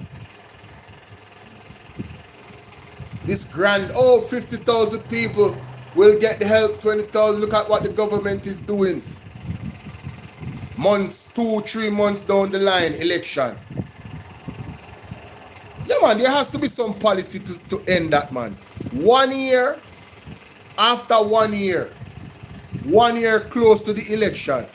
And that's why we need fixed election too. Right? There should be a month set where for sure this month of this year is when the election is going to be held. The date, not so much.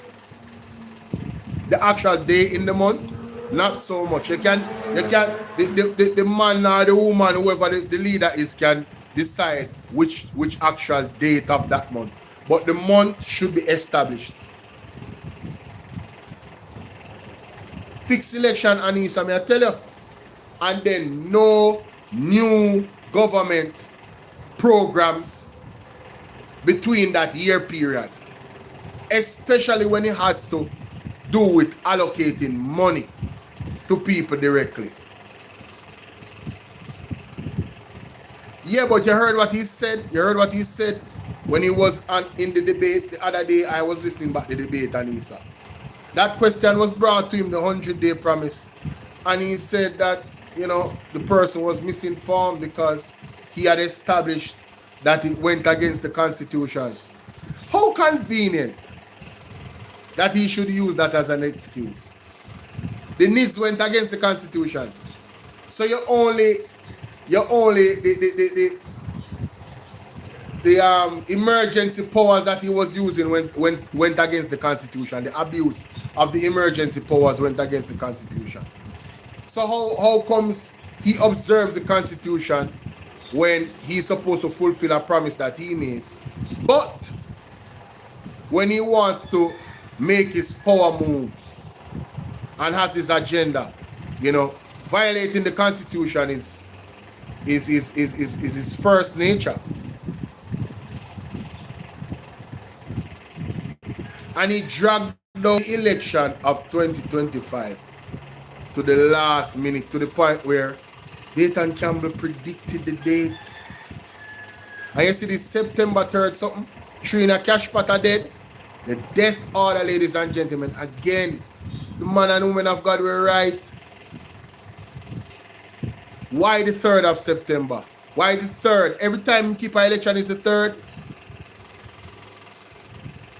You guys don't find that very strange? Well, spiritually it has significance. They know what they're doing.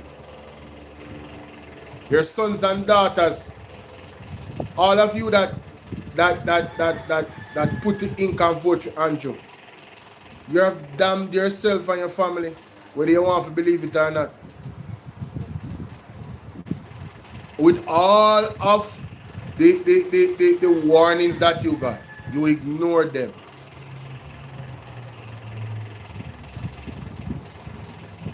So if certain things was to befall you, you can't blame nobody else but yourself, Who you gonna blame? Somebody please tell me who them are gonna blame. Who them are gonna blame now?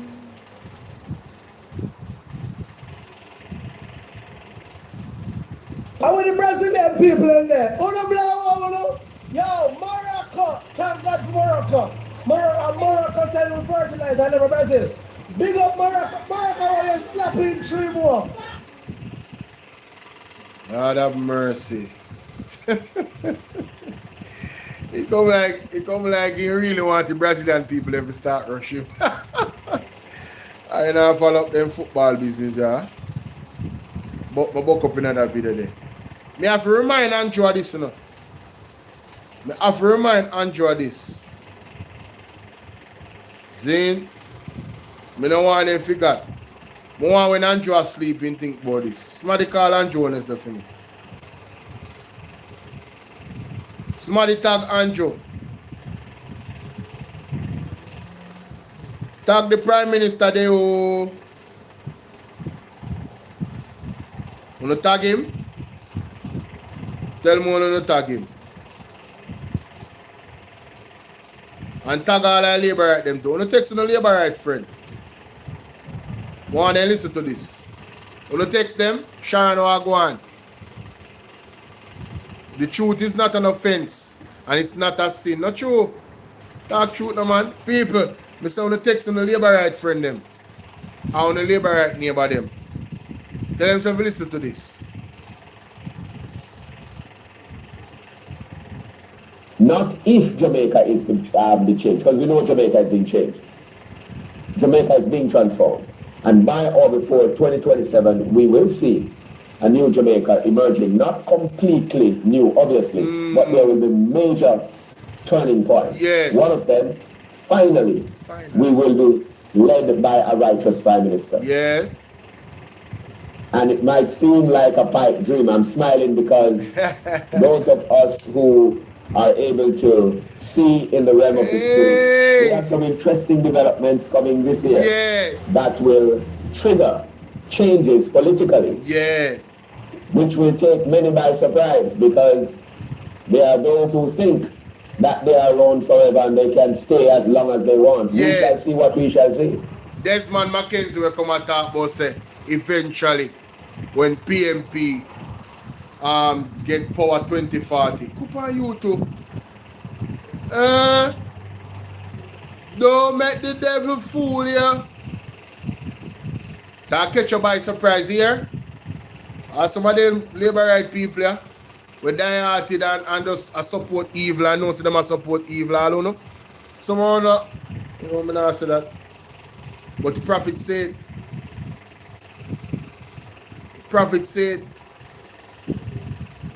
you now go pretty pound, you know. Somehow not go perish, brother. Somehow not go perish because of the not repent. Rough. Yes, him said 2040. Desmond Mackenzie in a parliament or the end debate said 2040, but eventually at some point in 2040 when PMP get power back again, you know. Hey, the garbage problem are still there. But Jamaica, how hilariously sad. He's admitting that he will be in power and there will still be a garbage problem with Fim Party in power up until 2040. What can go so? The man is telling you he's about to fail before he fails. The man is telling you about the future failures of the Jamaica Labour Party. How many people caught that? When I heard him say that, I said, what? So you're admitting failure up until 2040? Your government is going to be in power and Jamaica is going to look like a trash bucket. Ain't that something? That should concern everybody.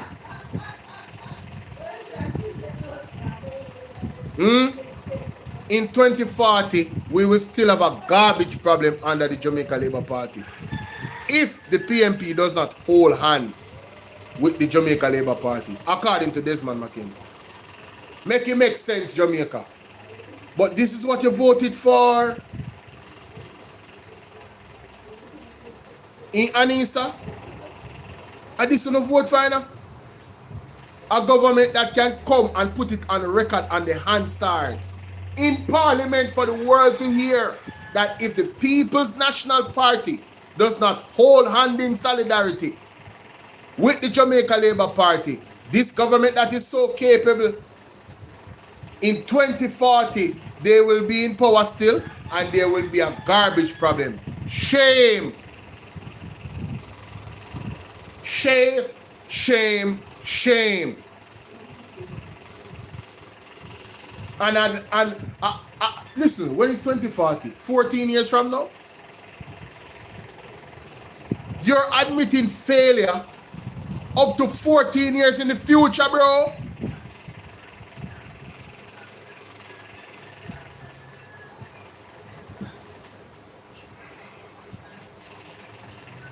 That's all I'm going to say. We shall see what we shall see. So apart from the intensification of judgment, which will come in different ways, not just natural disasters, but God will also use external intervention in the affairs of Jamaica. I'm going to say it one more time. God will use external interference in the affairs of Jamaica in order to set things right. Since we have leaders who think nobody like them, and they have put themselves in power through corrupt practices, we have a system of election where persons are to be duly elected, and they corrupt the system. Aye. So what God is going to do is going to use other means of displacing them. What can you see? Yes. External intervention in addition to continued disasters of different types. So apart from the intensification of judgment, which will come in different ways, not just natural disasters, but God will also use external intervention in the affairs of Jamaica. Yes. I'm going to say it one more time. God will... Jamaica, when you see the outside entity, whoever they are, the United States, China, whoever, when you see outside entity bounce down upon Jamaica, bloom. And you see politician in a handcuff. And you see police in a high ranking in a handcuff, and other members of society in a handcuff. Don't be surprised. The apostle, the prophet, is telling you what is going to happen by or before 2027. Keep a sharp eye open, ladies and gentlemen. Uno look, God on a move. Me say uno look. Can't say me not stop playing the clip here. Uno can't say uno never did hear, though. So when uno see happen, uno can't say nothing but thank you, God. Because I got to work. And nobody, don't say, if a USA do it, don't say thank you Donald Trump, say thank you God. Not Donald Trump. Not none of them. Big up yourself, God is good. You hear me say? When you see some of them are get forced to resign, like what happened to such man Bruce Colin, don't surprise. You hear me say? Don't surprise. Me nah stop playing mama son. The labor them have to hear this, man. The truth shall set you free. When you hear what the man say about election, we have an election system where the man then corrupt a thief them thief. Man, I gotta tell you that. Let me play it again. Listen. So apart from the intensification of judgment, which will come in different ways, not just natural disasters, but God will also use external intervention in the affairs of Jamaica. Yes. I'm going to say it one more time. God will use external interference in the affairs of Jamaica in order to set things right. Yes. Since we have leaders who think nobody like them. My God.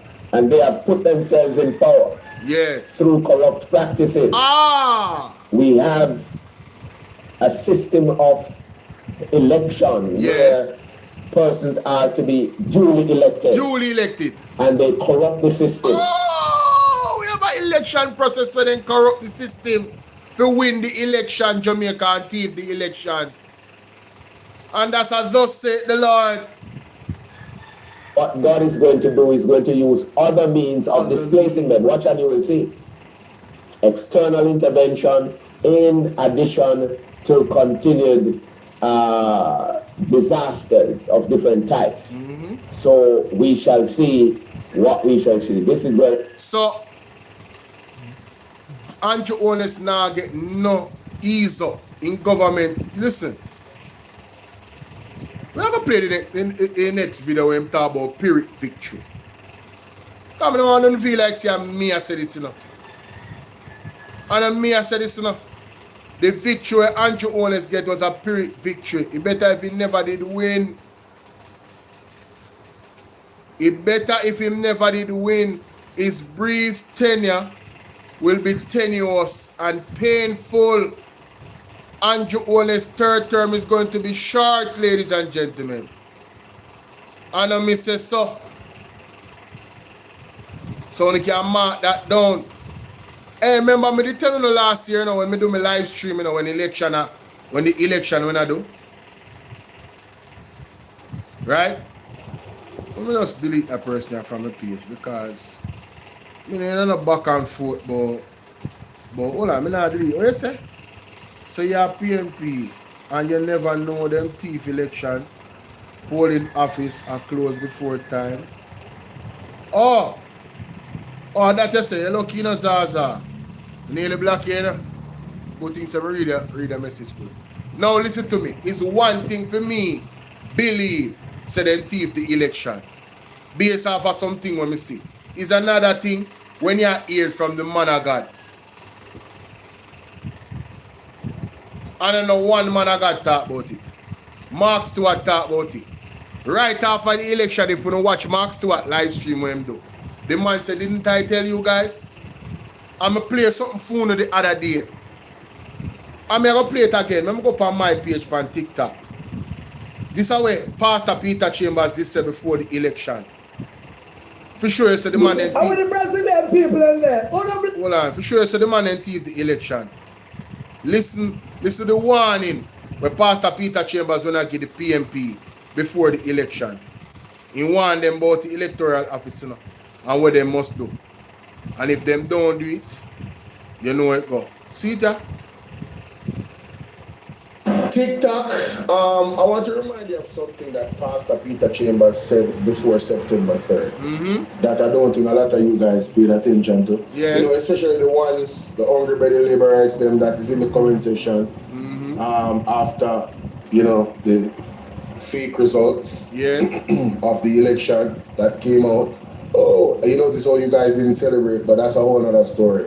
Listen to what he said the PNP needs to do. Listen to this. Yes. Good morning, one and all. This is your apostle, Elijah, Peter Chambers, once more with a pounded word. Hallelujah. A harsh one and also an intriguing one. And my topic today, my story, put behind bars for speaking Thus said the Lord. and our theme, point to it. Hallelujah. The Lord reveals to me if the PNP is going to win the general election, they must find a legislation to remove the EOJ out of the Prime Minister's office before the election, because we've seen the local government and it was. So Jamaica, that is a clear. So you hear that? The EOJ is compromised, ladies and gentlemen. And of course, the PMP couldn't get to do that because them only have 14 seat. You think say they wanna go call a change for the EOJ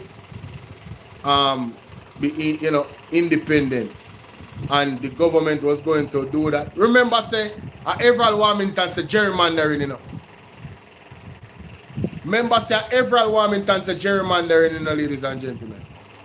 Remember say the government still a try use the gerrymandering style, you know, to displace people and put them in a certain place, and you know, because them a look for the numbers of how they can take certain part of St. Elizabeth. You know see what I go on?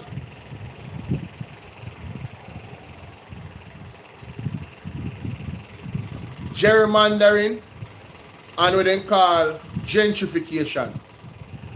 You will see it happen under Nara. That's my prediction. You're going to see gerrymandering and gentrification happen under Nara. That's my belief. But the pastor did want them, say the only way PMP are going to win. I have them fix that. So, when you look at where Pastor Peter Chambers say, and you look at where Apostle Jeffrey Shuttleworth say, you look at where Mark Stewart say, it is quite clear, ladies and gentlemen, that Andrew Ones have everything locked. That's why they can come and make statements say, we will never surrender Jamaica to the People's National Party, because in them circle, them know we own Jamaica. We run this. We have everything locked. Read between the lines now, Arville, Empress Nama, Anissa. Read between the lines now, Sassidi. They are telling you without telling you. So they have Jamaica locked. You remember when Andrew Ones said, we can turn it up and turn it down anytime we want. But Andrew get a surprise. Are the hardest fought thief in this time doing it. This was the hardest fought thief in they ever do. Because Mark Golding, the true train of victory, was right on them blurred north heels. Remember say Andrew no winning seat, you know. And if that have got privy council for to find out, then I go say Andrew never winning seat. Be a violation. Peer violation in an Andrew Ones seat. That have rerun and free and fair elections must happen. And I believe that is one of the Trojan horses of change for the prophecy of 2026, 2027. A brand new leader. For the first time, we're going to see a righteous leader in this country. For the very first time, ladies and gentlemen. For the very first time. The prophets were right. The prophets were correct. Prophet, they never tell you no lie. Only just never when I listen. Some only need to listen. When I listen all I message them, and only listen some. Mark Stewart, the one about that something that you know. Oh, Andrew have everything like you know, the man them tell you, say the man them have altar set all over the island. All the food them wanna take from Andrew, all of the money wanna take, and the shirt them wanna take. You see all the woman will never shake Andrew hand. Lady, you are wise beyond your age. You are wise beyond your age.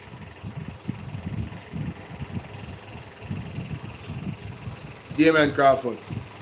You hear what Pastor Peter Chambers say? When they go shake Andrew hand? See, come on, I got here. Don't make them with you, my general. When I talk with water in our mouth. Because we are listening to men and women of God. Don't say, me, this shaking and business, I'm very, very reluctant. And I just Andrew and me not shake right now. I'm very, very reluctant. One time I used to love organists. No. People in all type of people in all type of things. No spiritual transfer. Thank you very much. No spiritual transfer, ladies and gentlemen. The people in some heavy witchcraft. You know, you hear the man talk about maroon powers, Egyptian powers. You know, you hear Pastor Peter Chambers and Mark Stewart talk about it. Maroon powers, Egyptian powers, all them something there. The dark, we call it the reptilian spirit. Yo, me say, me no want nobody shake me hand. Especially government official. Me good. Especially for the JLP side. I mean, no, say none of them alone involved in this either. You have some sprinkles over at PMP were involved in that thing stuff. But God soon exposed all of them. Jamaica have to clean up. Jamaica have to clean up. We can't go on like this. And that's why God do Sodom and Gomorrah. We don't want Jamaica totally destroyed and the local land gone and none of it there again. Totally wipe off our face on earth. Amount of warning we get and we still not listen. And they are ramp with God as a country. What's up, Shireen? Sheena Wagwan. And this government heavily involved in a witchcraft. And then show you them bag of table with them bag of kangle and food pan and so. Mark Stewart say if you ever see where they under the table Jamaica, if you know they have spiritual eyes and you could have see where they under the table, you would have nightmare. How? Eh? You would have nightmares, my people. Nightmares.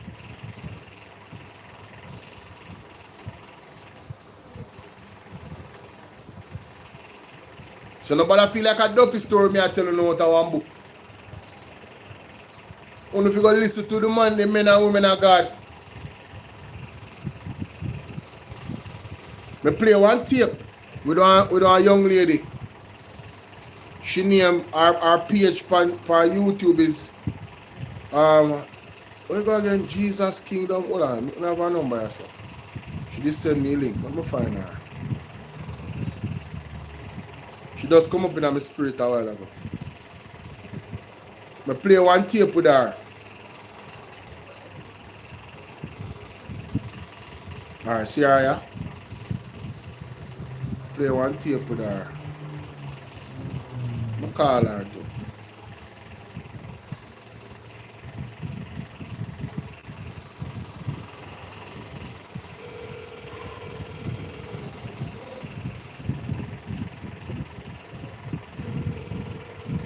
Let me tell you, bro, anybody go to Israel, go pray to the wall, is evil and pray to mighty God.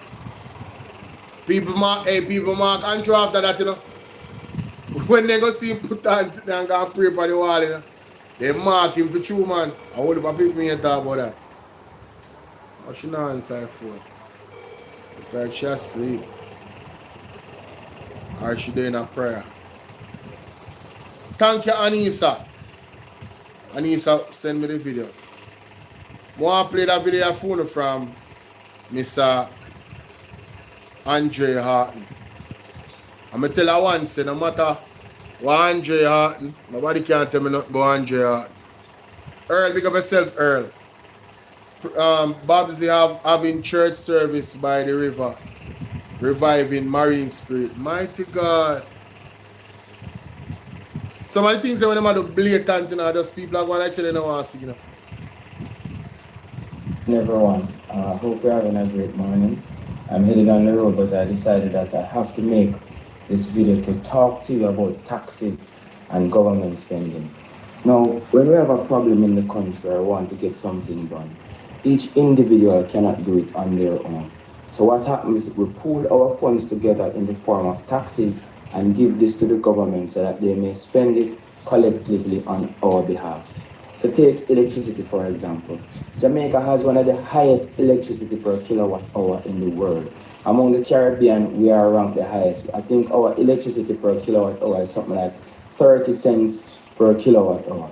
Now, benchmark is that we want to bring this down to 10 cents per kilowatt hour, right? So we pay the electricity tax so the government can use the taxes to build hydroelectric dams, to build windmills, to do whatever they can, solar generating plant, anything, so that they may bring down the cost of electricity to the country so that we can increase manufacturing, improve how we distribute water, increase other industries and how cheap costs are for them. But what the government has done, they made a promise in 2016, Andrew Holness, that he's going to build more efficient electricity production plant, etc., etc., etc. Now come 2024, 8 years later, they have not done so. And what are they doing? Saying that the tax that we gave them to build these plants to make electricity cheaper for us, they are going to give us back the tax because they don't know what to do with it. Now you tell me, in a country like Jamaica, where the infrastructure is so poor, right, because we pay taxes to ensure that we have the best infrastructure, the best roads to drive on, the best hospitals, the best schools, and other government-related expenses that we cannot do on our own. And the government now is telling us that they won't be able to deliver this cheaper electricity because they have not built any infrastructure. But here, take back the tax. Vote for us, take back the tax. I don't know what to say. I really don't know what to say. And people are talking about politics. Hey, listen up. Have sense. Have sense. No matter how poor you are or how uneducated you are, have sense. Oh my God, no. That's the message today. Have a Yo, wonderful day. hey, listen, man. Isabel Rose, hey, full credit to you for bringing this tape back up. We have to go over that tape. Yo, no, when the lab rat then, I'm telling you, share the live, you know. If you don't want to save or help save somebody political soul, tell him to come over here so right now. If you don't want to save them, tell him to come over here so right now. If they are lost with the charm of Andrew Wallace and all of them Delerics, tell them to come over here so right now. Maybe this word from the good, it should be MP, you know, man, but we all know what happened, man. Big up Andre Hart, man. Let's play it again, man. And Isabel Rose, thank you so much for sharing this, man. Thank you so much for sharing this. Mighty God. Good morning, everyone. Good morning. I hope you're having a great morning.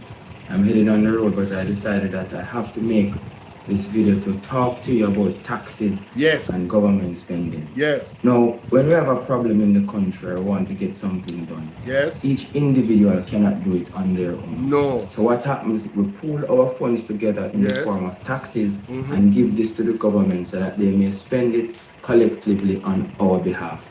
So take electricity, for example. Jamaica has one of the highest electricity per kilowatt hour in the world. Among the Caribbean, we are ranked the highest. I think our electricity per kilowatt hour is something like 30 cents per kilowatt hour. Now, benchmark is that we want to bring this down to 10 cents per kilowatt hour, right? So we pay the electricity tax so the government can use the taxes to build hydroelectric dams, to build windmills, to do whatever they can, solar generating plant, anything, so that they may bring down the cost of electricity to the country so that we can increase manufacturing, improve how we distribute water, increase other industries and how cheap costs are for them. But what the government has done, they made up. Pause. Jamaica. When you hear all of the sensible things them, what the government can do, what they tax them, forget to electricity down. So there's no excuses, you know. These are tangible means and ways to get the. This is the same thing when Andrew was talking about in the speech about electricity. You know. 10 years ago in promise from 2015, 11 years ago. Right? In promise the people them, we're gonna get the big plants and we're gonna bring down your light bill. Jamaica, has your light bill risen or has it gone down? That's a rhetorical question. Will light bill skyrocket? That the highest in the Caribbean. It is the highest currently. All of the things that Dr. Andre Harton just said a while ago, we're gonna play it back. Listen what you can do to bring down the light bill using our taxes what we pay every day. Listen. I think our electricity per kilowatt hour is something like 30 cents per kilowatt hour.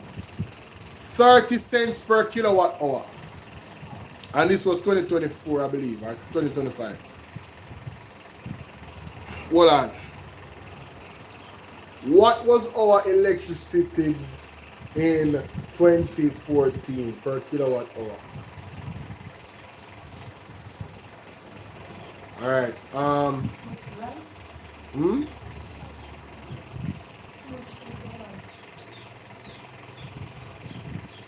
Electricity, yeah. What was our electricity rate in 2013 in Jamaica?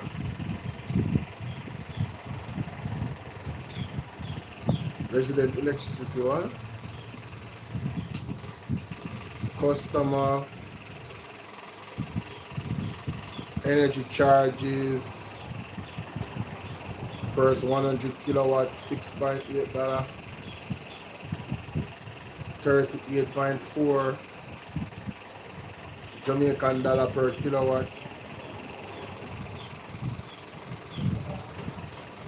Let me go back.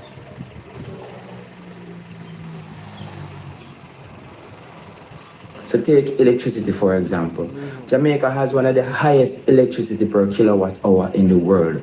Among the Caribbean, we are ranked the highest. I think our electricity per kilowatt hour is something like 30 cents per kilowatt hour. Now, benchmark is that we want to bring 30 cents per kilowatt hour.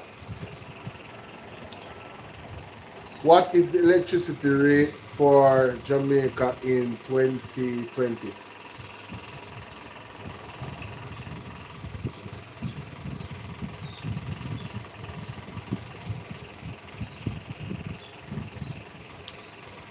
$18 per kilowatt hour.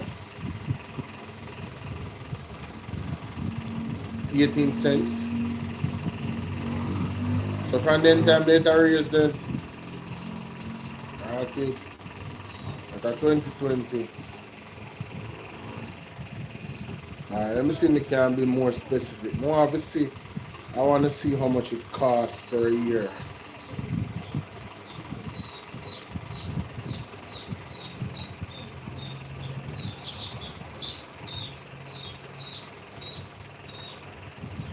$2012 to 2024. Let's see if I can find out. It was between 25 cents to US 40 cents between that time. Rates began to trend downward after peaks in 2012 and 2014 as government focused on energy diversion and bringing in more efficient power producers.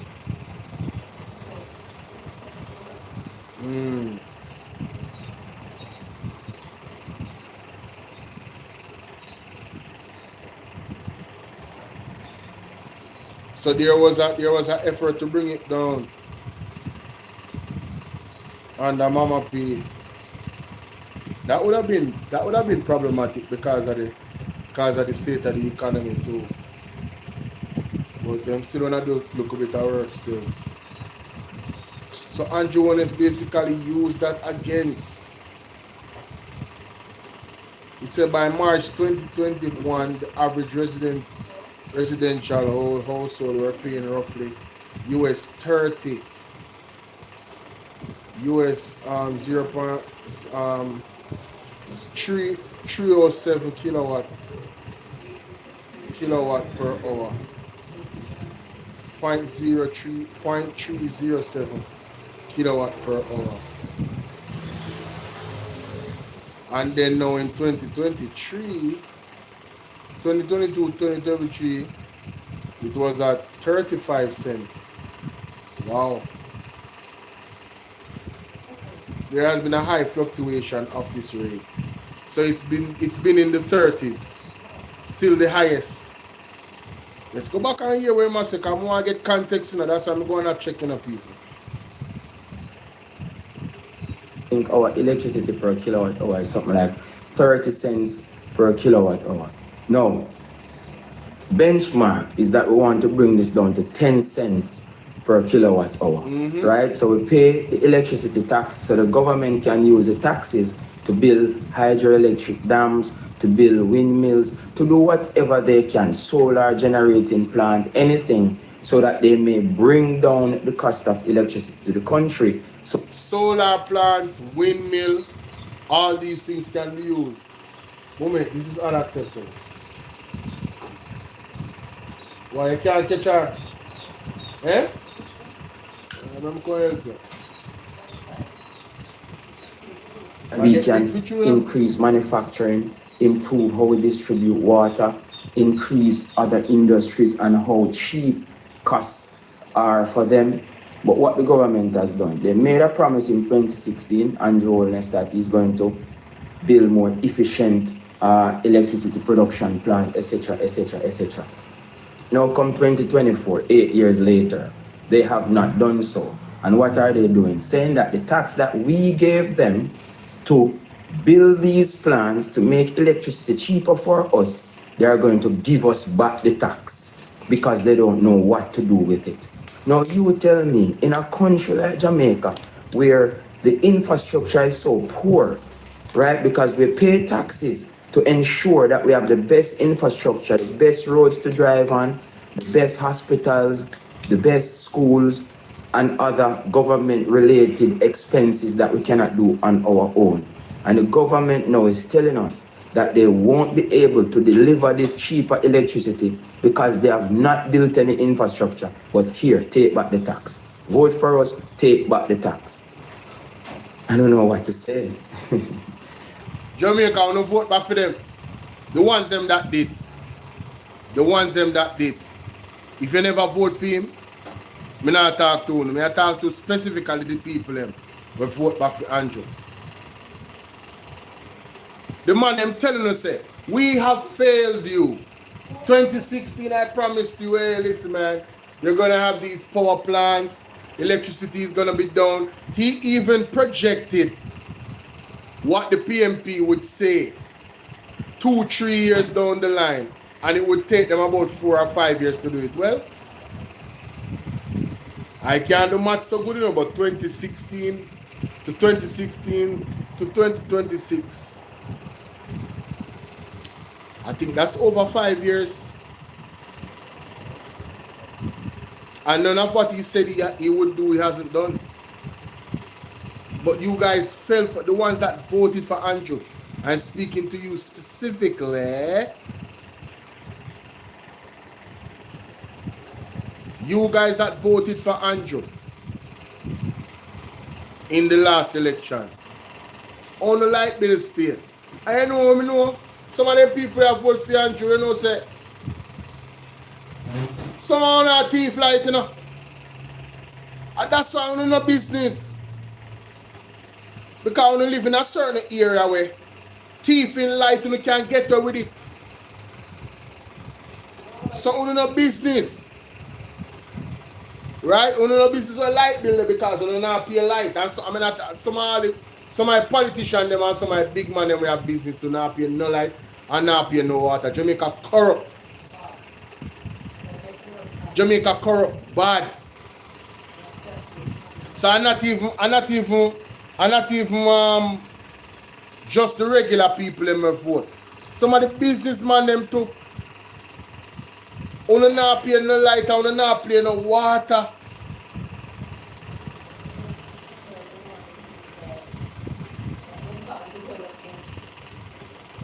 Huh? And that them call prosperity, where them can escape certain bill.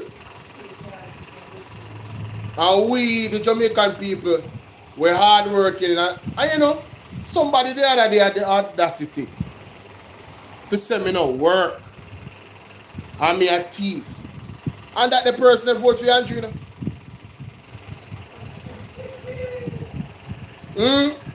That the person that vote for Andrew, you know? Say me no work and me a thief. Mighty God. My work is right here, you can see it. The hours and hours I spend. Hardly get no sleep. It's a different type of work, but it's work nonetheless. Me have 4 platforms. 1, 2, 3. The other one me not use today. Plus me have TikTok. Huh? Right? Me used to do all different type of work. Hospitality, security. Me always a work hard at school. Imagine somebody can look at me and say me a thief. But what kind of thief me be that me not even want no great amount of things? Where the result of the thief in there? I'm not a thief, me I want poor thief. Mighty God. I thought it was hilarious coming from that individual. We vote for Andrew. I was like, you are telling me that? You. And look who you vote for. Look who you support. Somebody will not even believe in a God. Or you fi insult me. People, I'm telling you something.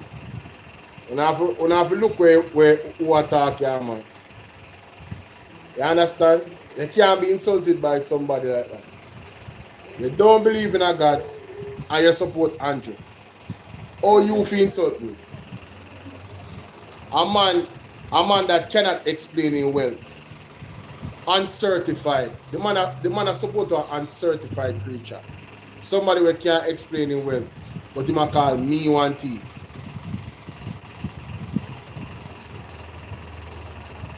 Sad.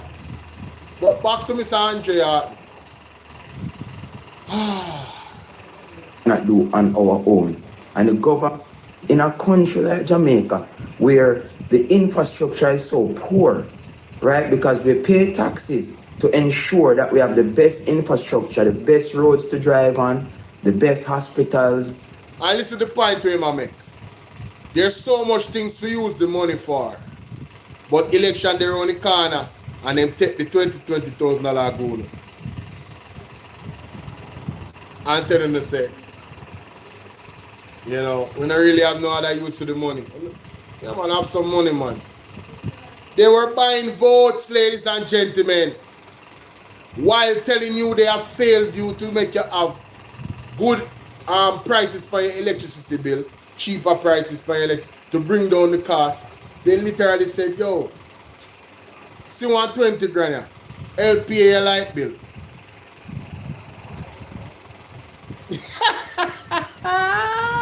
They couldn't find no better use for the money, you know. See $120,000 LPA your light bill. And you guys that voted for Andrew Holness, you fell for it. That to you was something wise and prudent that the government is caring. But they were telling you that they have failed and they're failing. This is why Andrew Holness like dunce people, you know. Him rather keep on the dunce. And you can't take it, hey, listen, vex if you don't want to vex. The truth is just the truth. The man like dunce people. It's easy to manipulate.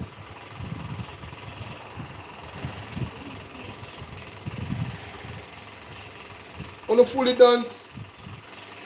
Make the man trick on the world and go to $20,000 through program this and program that and tax relief this and tax relief that. Fully dunce, man. And I've got to explain to them one day why I this so dunce and why I put them in this position now. Or you can repent and ask God for help. But if you continue to support Andrew, I'm telling you, when you pick me, I go resent to you, know. When you pick them, I go resent to the man. The best schools and other government-related expenses that we cannot do on our own. And the government now is telling us that they won't be able to deliver this cheaper electricity because they have not built any infrastructure. But here, take back the tax. Take back the money. Vote for us, take back the tax. I don't know what to say. I really don't know what to say. And people are talking about politics. Hey, listen now. Have sense. Have sense. No matter how poor you are or how uneducated you are, have sense. And that's the message today. Have a wonderful day, guys. Yo, me really appreciate that video. I may have to repost this. I'm going to make sure some edit it and put it on my YouTube and my TikTok. Have sense, man. Have sense.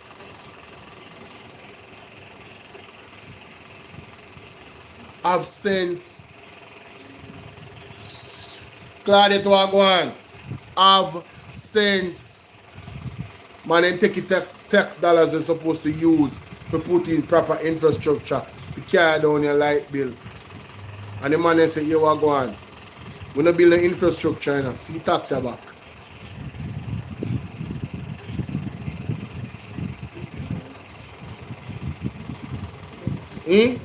But them not going to, them not giving you no NHT partner draft for you go build one house for yourself. You fi have sense, you know? No, you fi have sense. Have sense. Mighty God. Have sense. What an important message. Have sense. Now, ladies and gentlemen, I know somebody send myself something.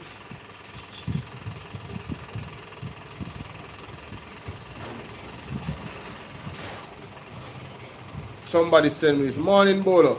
I was just watching your video recapping Dre Bryan discussing recent issues with JPS and the island power outage. I previously heard there was a diesel shortage in Jamaica. Jamaica, this is hearsay. This is unconfirmed reports. As somebody sent me this is all allegation. Listen what the person said to me. The person said, I previously heard there was a diesel shortage in Jamaica, but was told the JPS is usually given priority access to fuel supplies before the rest of the country. Because of that, I initially doubted that the island outage on Friday was caused by JPS running short of fuel. Now this is a whole nother argument surrounding why they lost power June 5th. However, after observing a series of outages over the past week, remember say some place still forever rich big up. Remember say some place still did have outages, and you know it was just terrible and unacceptable and people was cursing about it. Right.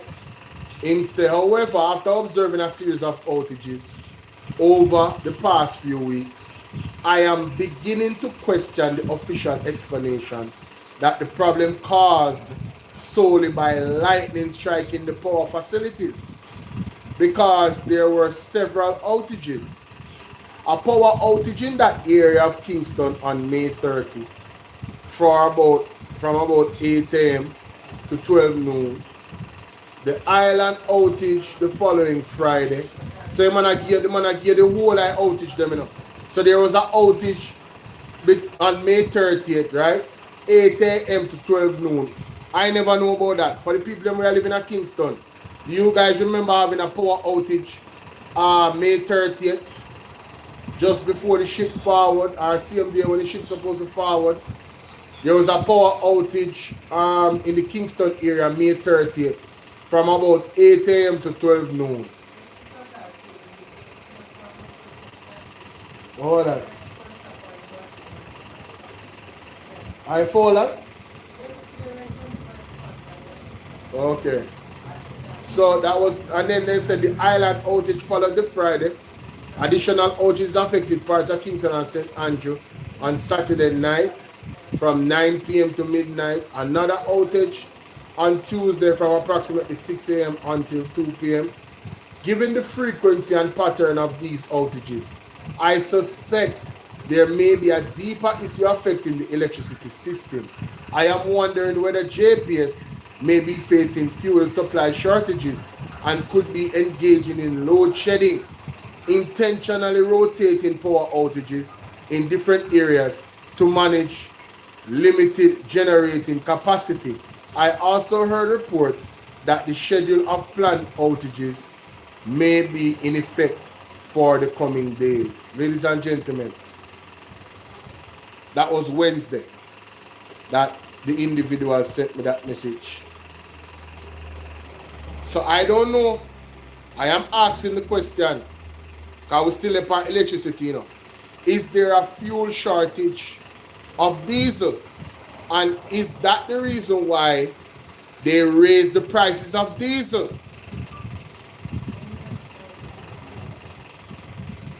Thinking about it now, ladies and gentlemen, could it be that there's some truth to this And this is partially one of the reasons why we're having multiple outages. Two things can be true at the same time. You know? The Friday outage, the all island wide outage could be a reason of, you know, what people think it is.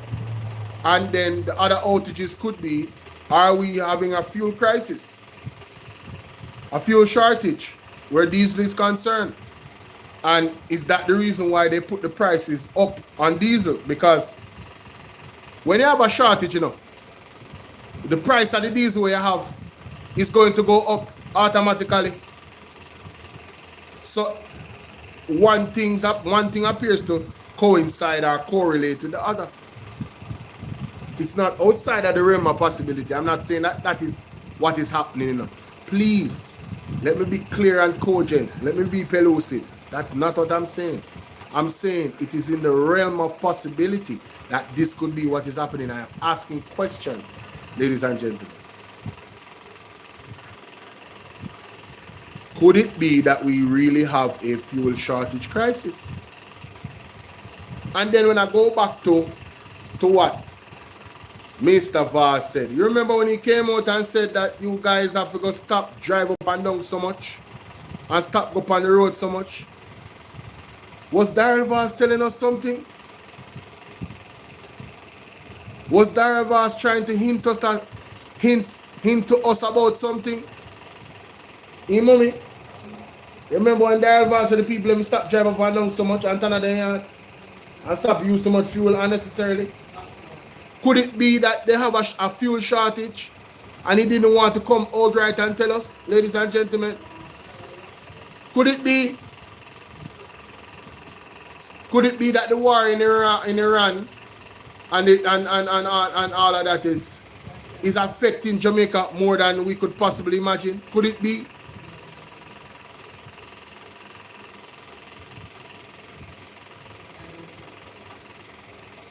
Mama says she don't think so.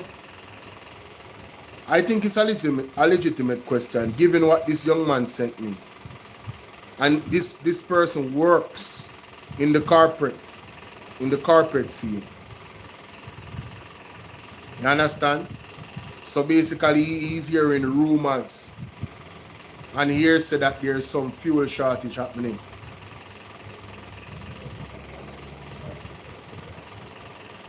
Somebody's Earl say I lie them I tell no fuel shortage. Alright, Earl. Putting the question to you guys. You know, I don't have any facts on it, so you know. Yeah. Anyway,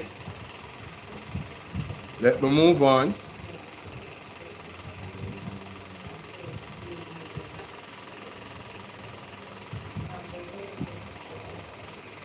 Let me move on.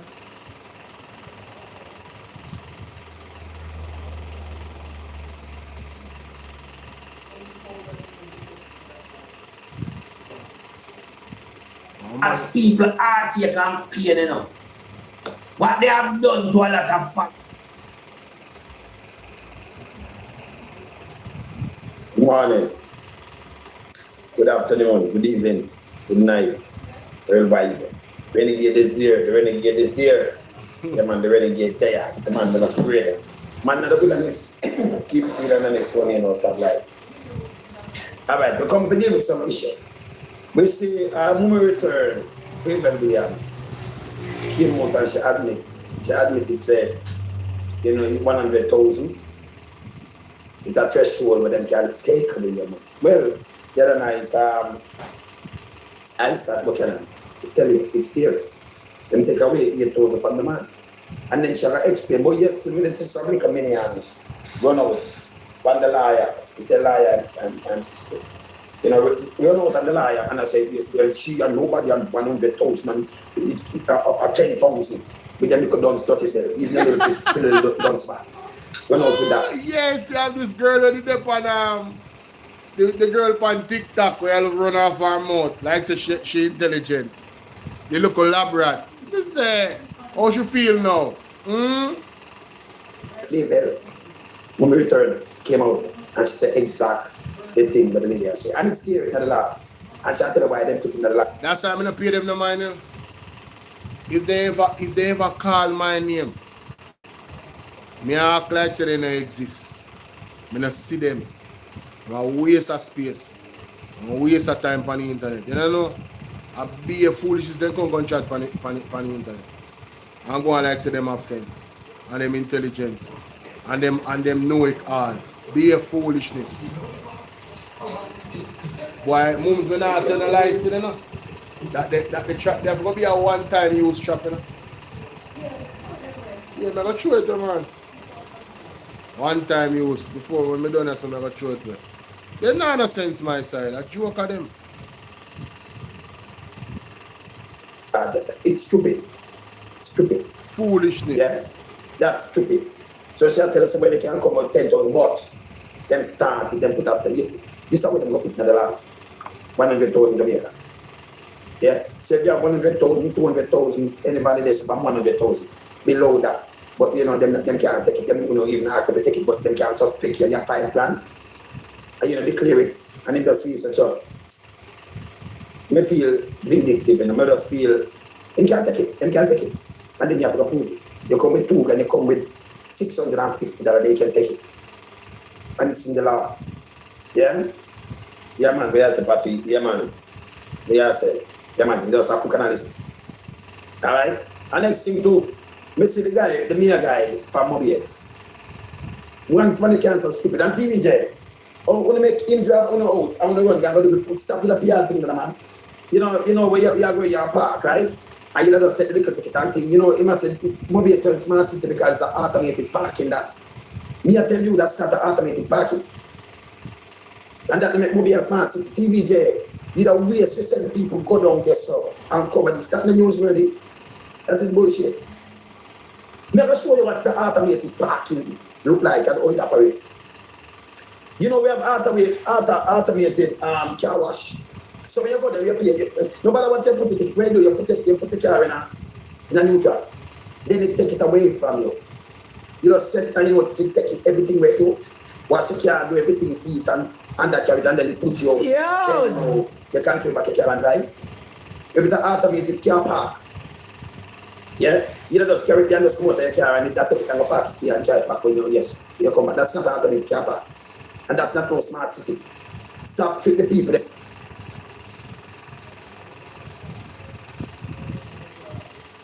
So down, so no time for to stop this. Stop the bullshit. You have to big up yourself. See? I'm not that better up. I time for them to stop the bullshit. Lisa, bless it. You know?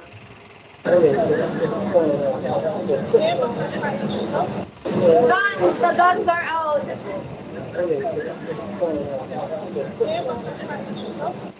Guns, the guns are out. So Jamaica, while you can't get a hospital bed, Christopher Tufton is living the life, enjoying himself. No care in the world. You hear that? No care in the world. I'm living my best life. Can't go back and forth with you niggas. I'm living my best life. Can't go back and forth with you niggas. The man in Ben Spunani. I'm living my best life. $85 million gone down the drain. But we don't have AC in the hospital. A KPH. But he's living his best life. See that? Living his best life, Jamaica. Yeah, man. Big up London 45. Ever expose them? Ever expose them? I true me no follow them social media, you know. Cause me follow them social media, me I tell you say. Boy. Yo. Me might have go off even more, my blood pressure might have raise. Yeah, man. Yeah, man. The blood pressure might have raised, ladies and gentlemen. So Jamaica, have you guys seen the headline in the paper? The Prime Minister says squatting is urged in Jamaica. So right now, Mr. Honest prefer homeless more squatting because he prefer people out the door and live on the road. He's not making it easy access for we to buy land affordable. I know just that. Him a rob with NHT money. So the money we're supposed to use to help the people them get houses and don't squat and have a legal house. Them a rob it. And now them a tell us say squatting now go work. So then totally a push out the poor people them. What a wicked man. What a wicked government. The one we have no house in trust house, him use the money I do every God Almighty thing apart from building affordable house for Jamaicans. But you are going to spend the country when your father have how much acre land and stay at the line play feet. When Bigfoot have how much apartment and the best communities them in. The other day, Colonel Charles not got Paris and one of them places there. A Europe on vacation. While the people are living on the tapali. Living the best life. Can't go back and forth with you niggas. Only if you learn. Only if you blurt not learn. And stop run back at them crow bait ya. Them parasite ya. When a business about to know. When you hear what Michael Manley say. You must live amongst the people. Walk amongst the people. I one and few politicians they say I do that now. And none of them not there over Jamaica Labour Party. Can't tell you that. None of them not there over Jamaica Labour Party.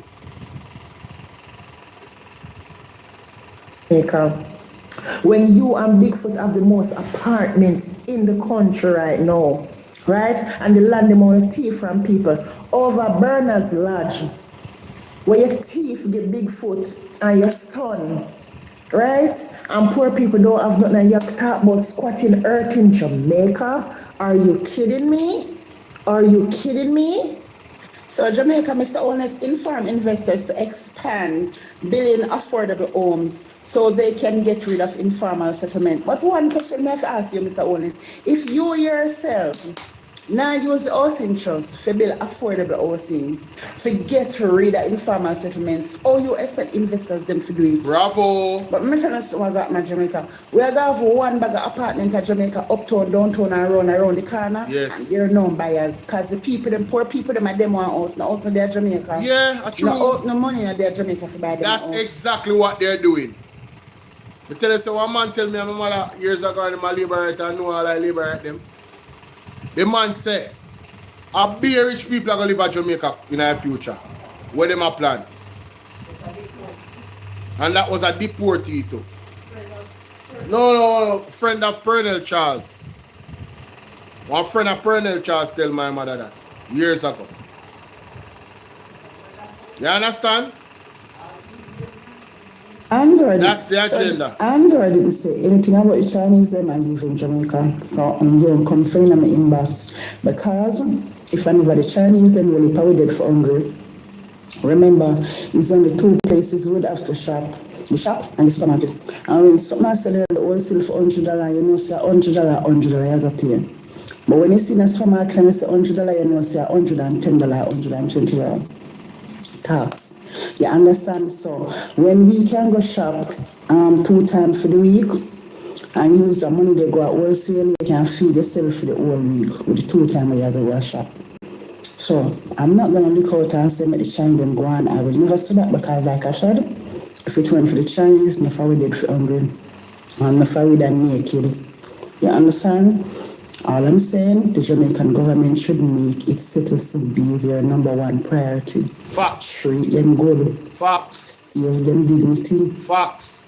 Okay? Stop choosing foreigners over the Jamaicans. Facts. But just I say it wrong, because everyone I move Jamaican them from, when I put shiny near to them, most of the times if you look at the spots where they're moving the Jamaicans from, it's not like, all right, this is the Chinese, them are going to come. The Chinese, them is just within proximity. You understand? So it's like they don't want us to be seen. Yep. You understand? So I feel that if you want to shot this and you look appropriate, go upgrade it. Go and go upgrade it. Make it look better. Mm-hmm. But don't take away their livelihood. No. The citizens should be your #1 priority. But this a nasty, wicked government, yeah. This a drunker government, yeah. What you mean, man? The man in terrible, man. The man them have their shop. And you go move the money from their shop and take them out of here. So they make them living. Traffic a pass, so they make them money through traffic. Instead of you upgrade the man them, you move them and put in the Chinese on our germs. Straight up. In a rate to the brethren. It is what it is. Some things you can't pretty up, man. You're not too awful, man. You're wicked and evil to the people, the black people in Jamaica. Make we say it clear. Wicked and evil to the black people in Jamaica. Always I put on the black people and I fight them out instead of uplift them. But every other race can come and just get all type of help from the government through our tax dollars that we pay. Somebody have to say it, man. Right? The man who put in one position, the man who want to put you right back in a slavery. I want to talk about white man. Mark Golden and the black man I do that, Andrew Holness. Wicked drunker government. Yes. Terrible man. Blatant. Everybody come Chinese have more rights in this country than Jamaicans. Of course. You understand? Police are murder you. Why you all think that I'm saying Chase? You ever seen none of them are murder the Chinese? You ever seen none of the police them attack the Chinese them rough? And rough them up. Me see them lock up some Chinese are the most decent. Me ever see them lock up nobody and put handcuff on them. You remember that video there when they lock up the Chinese them? I think some dog they they have also. Some dog then catch them with like them are the dog farming and illegal. Decent they lock them up. No rough up, no nothing. No mistreatment, no nothing. No violence, no nothing, no abuse, no nothing. But when it comes to their own black people, them say when I deal with them like them a dog. And that's a fact. Well, I would never say that. Disgusting. Never say that. You understand? I'm saying they are the one bringing in the water gun, going at the wholesale them, or lock them off the water gun. Of course. To the local people. Themselves. If you are selling water gun, you're supposed to get locked up. Then water gun is illegal. If you have a store and sell water gun, based off of the law, you should be locked up. The idiot law with them put out, so why them not gonna lock up the Chinese them have water gun them? Huh? They are the one bringing in the illegal cigarettes. Go and search them and lock them up before them sell it to the locals. That's all I'm saying. That's a fact. Okay? So, naturally, people, when they go for dealers, the man always go for the head of the gun. So why is it that when you fish for the local them and I leave the people them where the actual dealer? When I understand that, so it just show that to my time and not take it down one sickness because it's not the Jamaicans that are bringing the illegal cigarette them and the water gun them. And Mr. Shine, and Mr. Shree, and Mr. Shree, and them I bring them in. So, like, Shoo, sheng. I can't bother. So Jamaica, have you guys, Mr. Holness, sir, you sleep last night? Mr. Holness, did you sleep last night? Jesus Christ, Mr. Holness, you're wicked. Oh, you mean, so you come tell the people, so the people them are mad out here, go tell the people them about squatting and mash up Jamaica. Mr. Holness, are you mash up Jamaica with the corruption and the thiefness? Christopher Tufton with the $500 million. The 80 million when give Ben Spunani Oman too.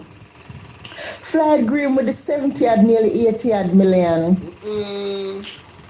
Clerk of the House 29 million. Dana Dixon, Rhoda Mike Crawford, Marlon Morgan, the head of the Cuban Frog 24 million. Daryl Vase 1.4 billion. What? No, Come sir. on now. No, Come sir. on now. Donga FLA dead man get gun license. Yeah, 20. Thinking about that. What other better then again, there was a word for the FLA man. There's a word for the FLA. I'm gonna play it after this. Days after I'm dead. And all up. Don't you know that we lost some 5 or 7% GDP because of the corruption? Mr. Holness, a corruption mash up Jamaica. Corruption destroy the country. That's why we have no hospital, no road, no nothing. corruption. That's the number one killer in our country. Yeah, we'll probably have to use that video there.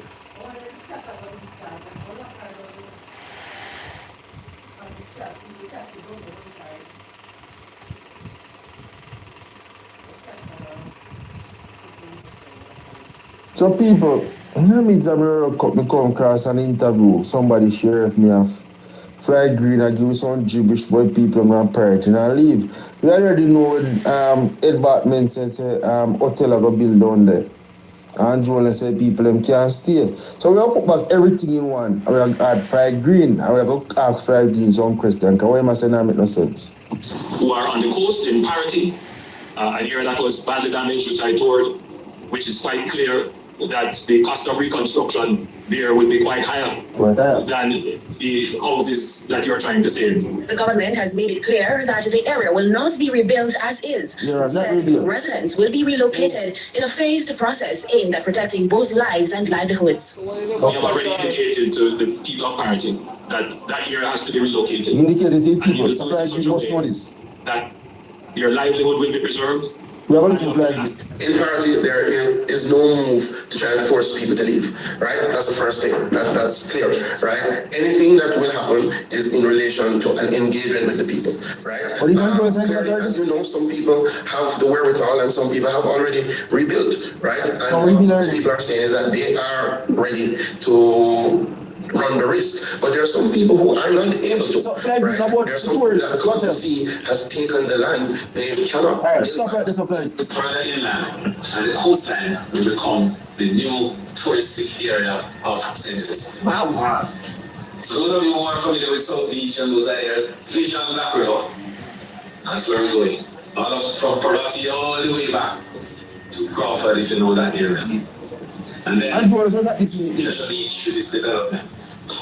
But in building out the township, we're going to also be building a new airport. In relation to an engagement with the people, right? Some people have the wherewithal and some people have already rebuilt, right? And what those people are saying is that they are ready to run the risk, but there are some people who are not able to, right? There are some people that because the sea has taken the land, they cannot build back in that area. With regards to Parity and the issues that are being faced, we intend to engage because the government is also very, very firm and sure, but we are not firm on this. And sometimes persons will take a position because all the facts are not placed on the table. And we intend to continue the consultation with the residents to point out to them the danger. Oh, yeah, the moment I talk about consultation. So what we're not going to do? We're not going to try to convince the residents of them. Different, but because this generation has grown to know freedom, they do not know what it means to be in captivity. They do not know what it means to be in war. They do not know what it means to have a lack for extended period of time. And so I just want to say people to expect the unexpected. Just expect the unexpected. And just prepare. And get your hearts and your spirit in tune with the Creator. Repent. Because I know Jamaicans pretty much know what it takes to please God. They know the word of God. Most of Jamaica, they go in church and they know the word of God and they know in which areas of their life they're not pleasing God. And I just want to say to Jamaica, I want to implore to the people of Jamaica, be ready and get ready because God is not pleased. Because literally everything that we do in our daily life displeases God. And the word of God says that if you are not serving God, then you are serving the devil. They say you cannot serve two masters at the same time and you have to pick who you're going to choose. You're going to pick who you're going to serve. You cannot serve both of them at the same time. So if you're looking into yourself as you hear this message, if you're listening to this message and you're looking into yourself, and if you can truly say, I am not serving God, then you're serving the devil. And that makes you stand in a very dangerous place right now. I can stand and I can testify without a shadow of a doubt, and I can tell you that the time that is ahead of us will not be easy. The time that is ahead of us will not be pretty. And unless you know God, unless you trust God, unless you are anchored in Him, I don't know if you're going to survive it. Troubles ahead. You need to wake up. You need to wake up. And you need to surrender and repent and depend upon Jesus. God bless you. So, on the year, the young lady, right? Like I said, the name of our channel is Testimony of Jesus 77. You guys can go and check out our videos. That video was 2 weeks ago, 14 days ago, and she shared a vision that she had um, some months ago. And she said she saw missiles coming from the sea, directed coming to Jamaica, and also planes dropping bombs here as well. You understand? And Pastor Peter Chambers video that I released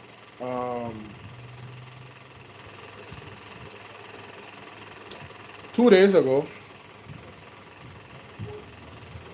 Where is it? I believe that he felt that he was protected, and the police they stopped the car, and when they stopped the car, what they did, they ordered him to come out, and they just pulled their guns and just begin to align young man's body with gunshot wounds, with gunshots, and he fell to the ground and he died instantaneously. And the Lord said to me in the vision, these are the laws and regulation that is being legislated under this government. And even though the Prime Minister came out saying that to the JCF, that is not his objectives, that is a lie. Who is it that gave the JCF the legal rights, the power to be carrying out an order? And then you have the hungry belly labor rights. You have the activists coming out and saying that the PNP supporters are building propagandas.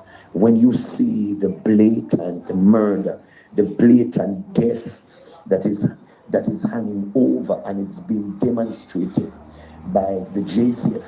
And the question that I want to ask, because you can't say somebody tell me, it's a vision I got. I saw it. The police ordered the young man to come out of the vehicle. He drew his gun and started squeezing the trigger. The young man's body was hit with bullets. He fell to the ground and started vibrating. Life left his body.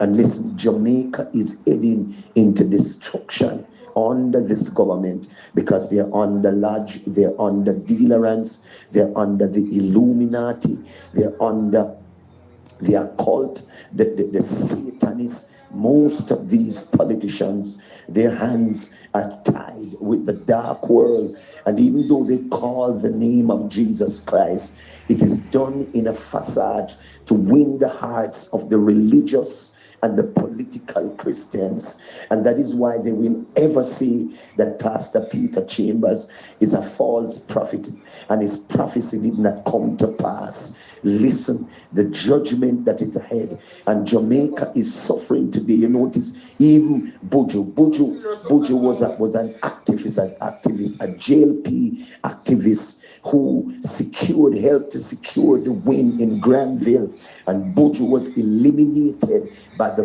very government, by the very JLP party government. Police went down there and murdered her. And when we came out and defended Buju, the political activists, JLP activists, they came out and they bashed and they said that they build up an allegation and lies to say that we are defending the criminals, when they know without a shadow of a doubt that we are not defending the criminals, we are defending the people and the citizens of this land. We're speaking out against the murder, the blatant murder of the JCF, the police in Jamaica. And we are wondering if Jamaica is like America. Listen, Jamaica, wake up. Listen, we're blind, we're deaf and dumb, we're sleeping, and now you see a lot of GLP supporters coming out. I saw a young lady crying out, Andrews, is this is what I vote for. Remember, 1 week, 7 days in fasting and prayer before the election, I cried out to you all, and I showed you all the objective of this present government, and you all bash me, you lied on me, you say all manner of things against me fall. falsely. You spoke about my wife, my children, my mother. You tell me what I'm going to do with my mother, my wife, and my pitney, and you say all manner of evil. No, you're seeing the manifestation of what the Lord has revealed to me. I warned you of the judgment. The Bible said, if the prophet sees the judgment and warn the nation and the prophet will go down. I will not be going down with you all. Jamaica is at the verge of a destruction right now. Even the ship docked at Jamaica, and you said that you're taking pictures and it's all about knowledge and whatever. Listen, war is about to be released in the Caribbean region. The Caribbean region is in trouble. Listen, bombs are going to be released into countries when the war begins. Right now, Russia warship showed up in Cuba. And the people in Cuba, right now, the government in Cuba is giving people guns to defend themselves if America should launch an attack against them. Now Jamaica got into the crossfire. Listen, the people of Jamaica must understand that Jamaica is not safe. And listen, the Lord told me to tell the remnants, there is going to come a time that the remnants have to run out of this country. Because listen, what you have done, you have flied the gate and you're letting the pirate. Listen, when I warned you of all the judgment, all you all came on social media and typing and exalting yourself that Pastor Peter Chambers is a false prophet and his prophecy did not come to pass. You all are liars. Over and over, the prophecies are coming to pass, and those prophecies who did not came to pass, they are on the verge to expose you and to bring you to open disgrace. Jamaica, I have warned you over and over. There will be weeping and mourning and gnashing of teeth.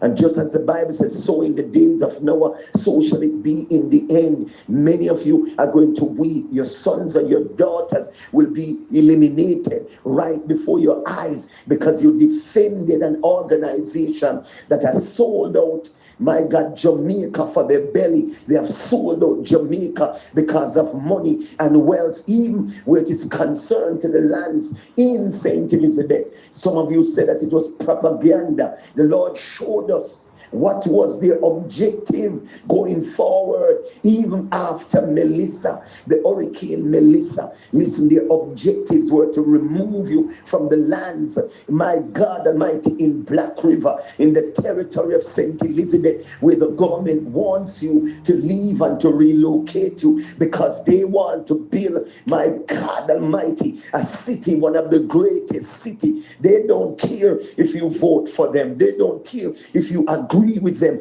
All they want is to carry out an agenda to let the rich be richer and the poor be poorer. How long are you going to open your blind eyes and see the blatant objective of this evil government and continue? And listen, this is why they want to murder us. They want to kill us. They want to eliminate us. They want us to see, my God, they want you to see us as the evil one, the propagandists. They want, hallelujah, glory be to God, for you not to know the truth. The Lord says, Peter, they have placed a political blindfold over their eyes. They cannot see. They are blind as a parched corn. And listen, that is why you're hearing the cry in this land. You see the murder of our sons and our, my God, our sons in this land, our daughters in this land. They are going down in death because they have signed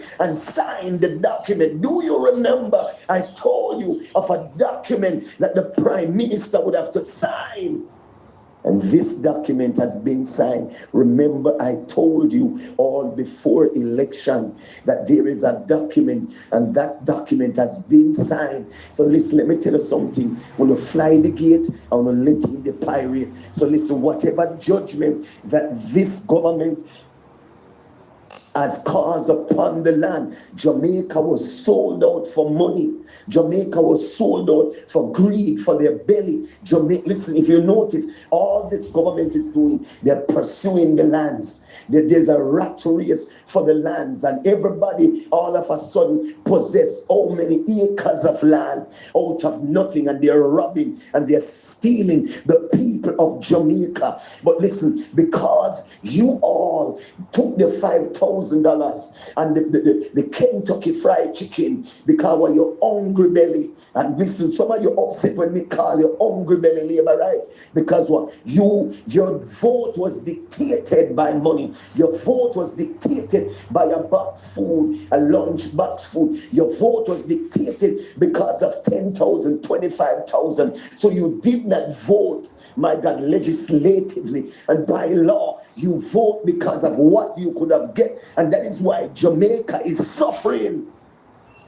Jamaica will suffer as long because of the decisions that we have made. And listen, if you want to send me a PNP, it's up to you. When the judgment start reach you, when the police start murder your son and murder your daughter, listen, it is spiritual. All that is happening over Jamaica, it is a spiritual warfare. The Bible said we wrestle not against flesh and blood, but against principalities and powers, rulers of darkness of this world, spiritual wickedness in high places, the Illuminati, the spirit of the occult, the organization of the Illuminati and the dark world, the occultic world. They have come into Jamaica. The witches, the warlocks, the wizards, they have override Jamaica because they were given legal rights. You notice during the period of election, how many Obia man flew down from America to make sure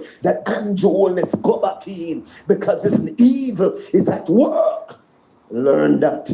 Evil is at work.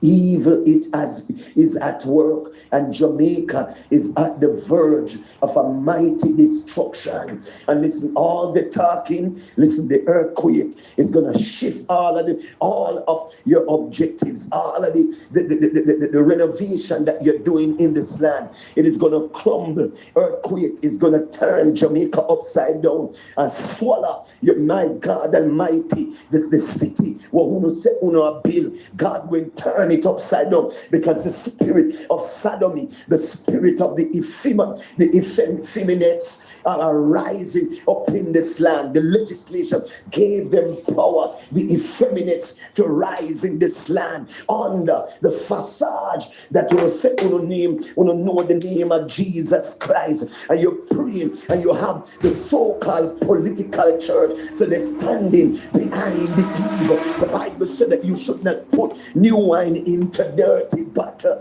My God, righteousness exalts a nation. Sin is a reproach. Sin is a disgrace. The Bible declares, if my people who are called by my name will humble themselves and pray and seek my face and turn from the wicked ways, he will heal from them. He will heal the land. God cannot heal the land if the church is behind this evil organization, this evil government. If the church, 85% of the church taking the blood money and eating off Jezebel's table, Ahab's table, my God Almighty, what can the righteous do? Hallelujah. What can the righteous do? And we see where Jamaica is plunging daily in destruction. Because if you all declare that crime is down, and it's the police that is killing out, I think it's 200 young men have been killed according to the statistic from the JCF. Have killed, eliminate, they're still killing out them. And listen, all of you who talking about is you supporting criminal. Listen, wait until JCF pounds upon you. The spirit, the demon behind them, I got the vision. The demon behind them is fierce. They don't care who you are. They don't care if you support them. Once they pounce upon you, they're going to eliminate you. Only those that are covered by the precious blood of Jesus Christ will spear from the wrath to come. And listen, Jamaica Listen, listen, some of you are talking about false prophet. Watch it, dog, it to the supper. When bombs start raining from Cuba, I'm going to find out who is false. Because some of you are going to try to run for your life, but you're going to end up right under the bomb and the rebel and the destruction. Because what? You signed it. Listen, this present government is in alliance with America. And that is why even the decision with the Cuban doctors, all of the facade and the lies with the Mattel, listen, everything going bust out. Everything is going to be exposed. And all of the secrecy that they are going through, the confidentiality and the documents that have been signed behind the back of the people of Jamaica from this present government. Listen, when you see the manifestation of the destruction, many of you are going to come and see it. And listen, I'm very happy that all, because many of those who supported the Jamaica Labour Party, their eyes have been opened, the scales have been removed, the blindfold has been removed, and they're seeing the destruction. But the ones who are getting the 5,000, the 10,000, the 15,000, the 25, the 50 grand a month, my God, they can't see the blind. But the Bible said, can the blind lead the blind? They are, my God, responding according to their belly. Wow. I want to play something funny on my side. I want to play something funny. Here the people them from party. Just a show no what go on. Here the people them from party.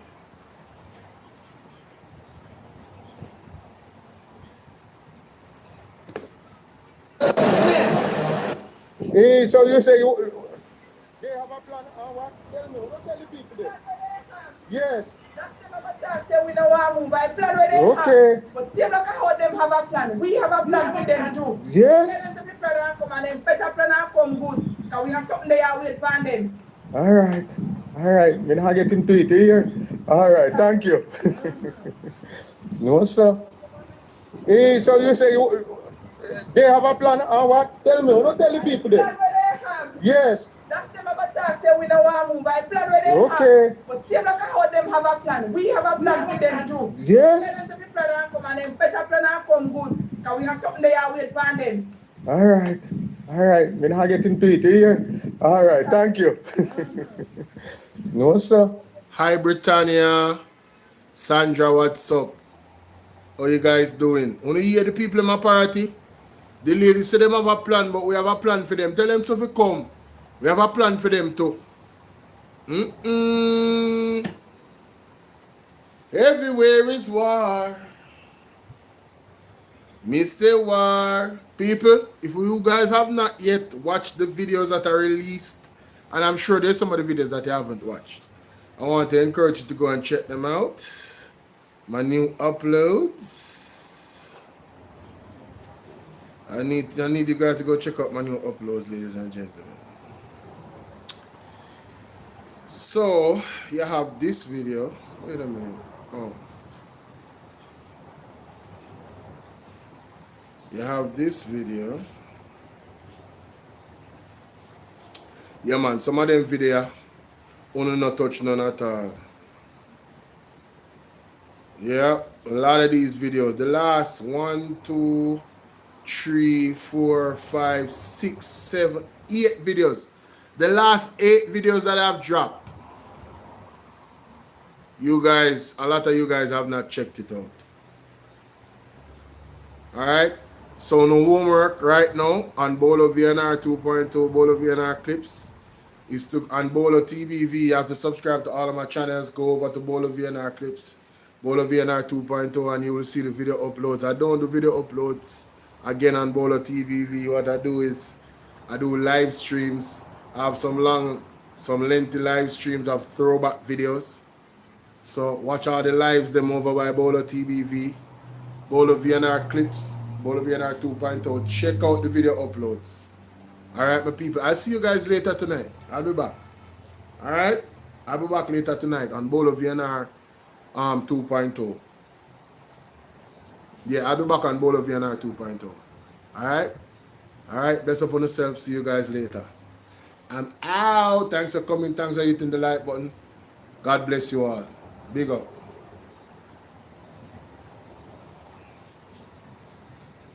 The word is love.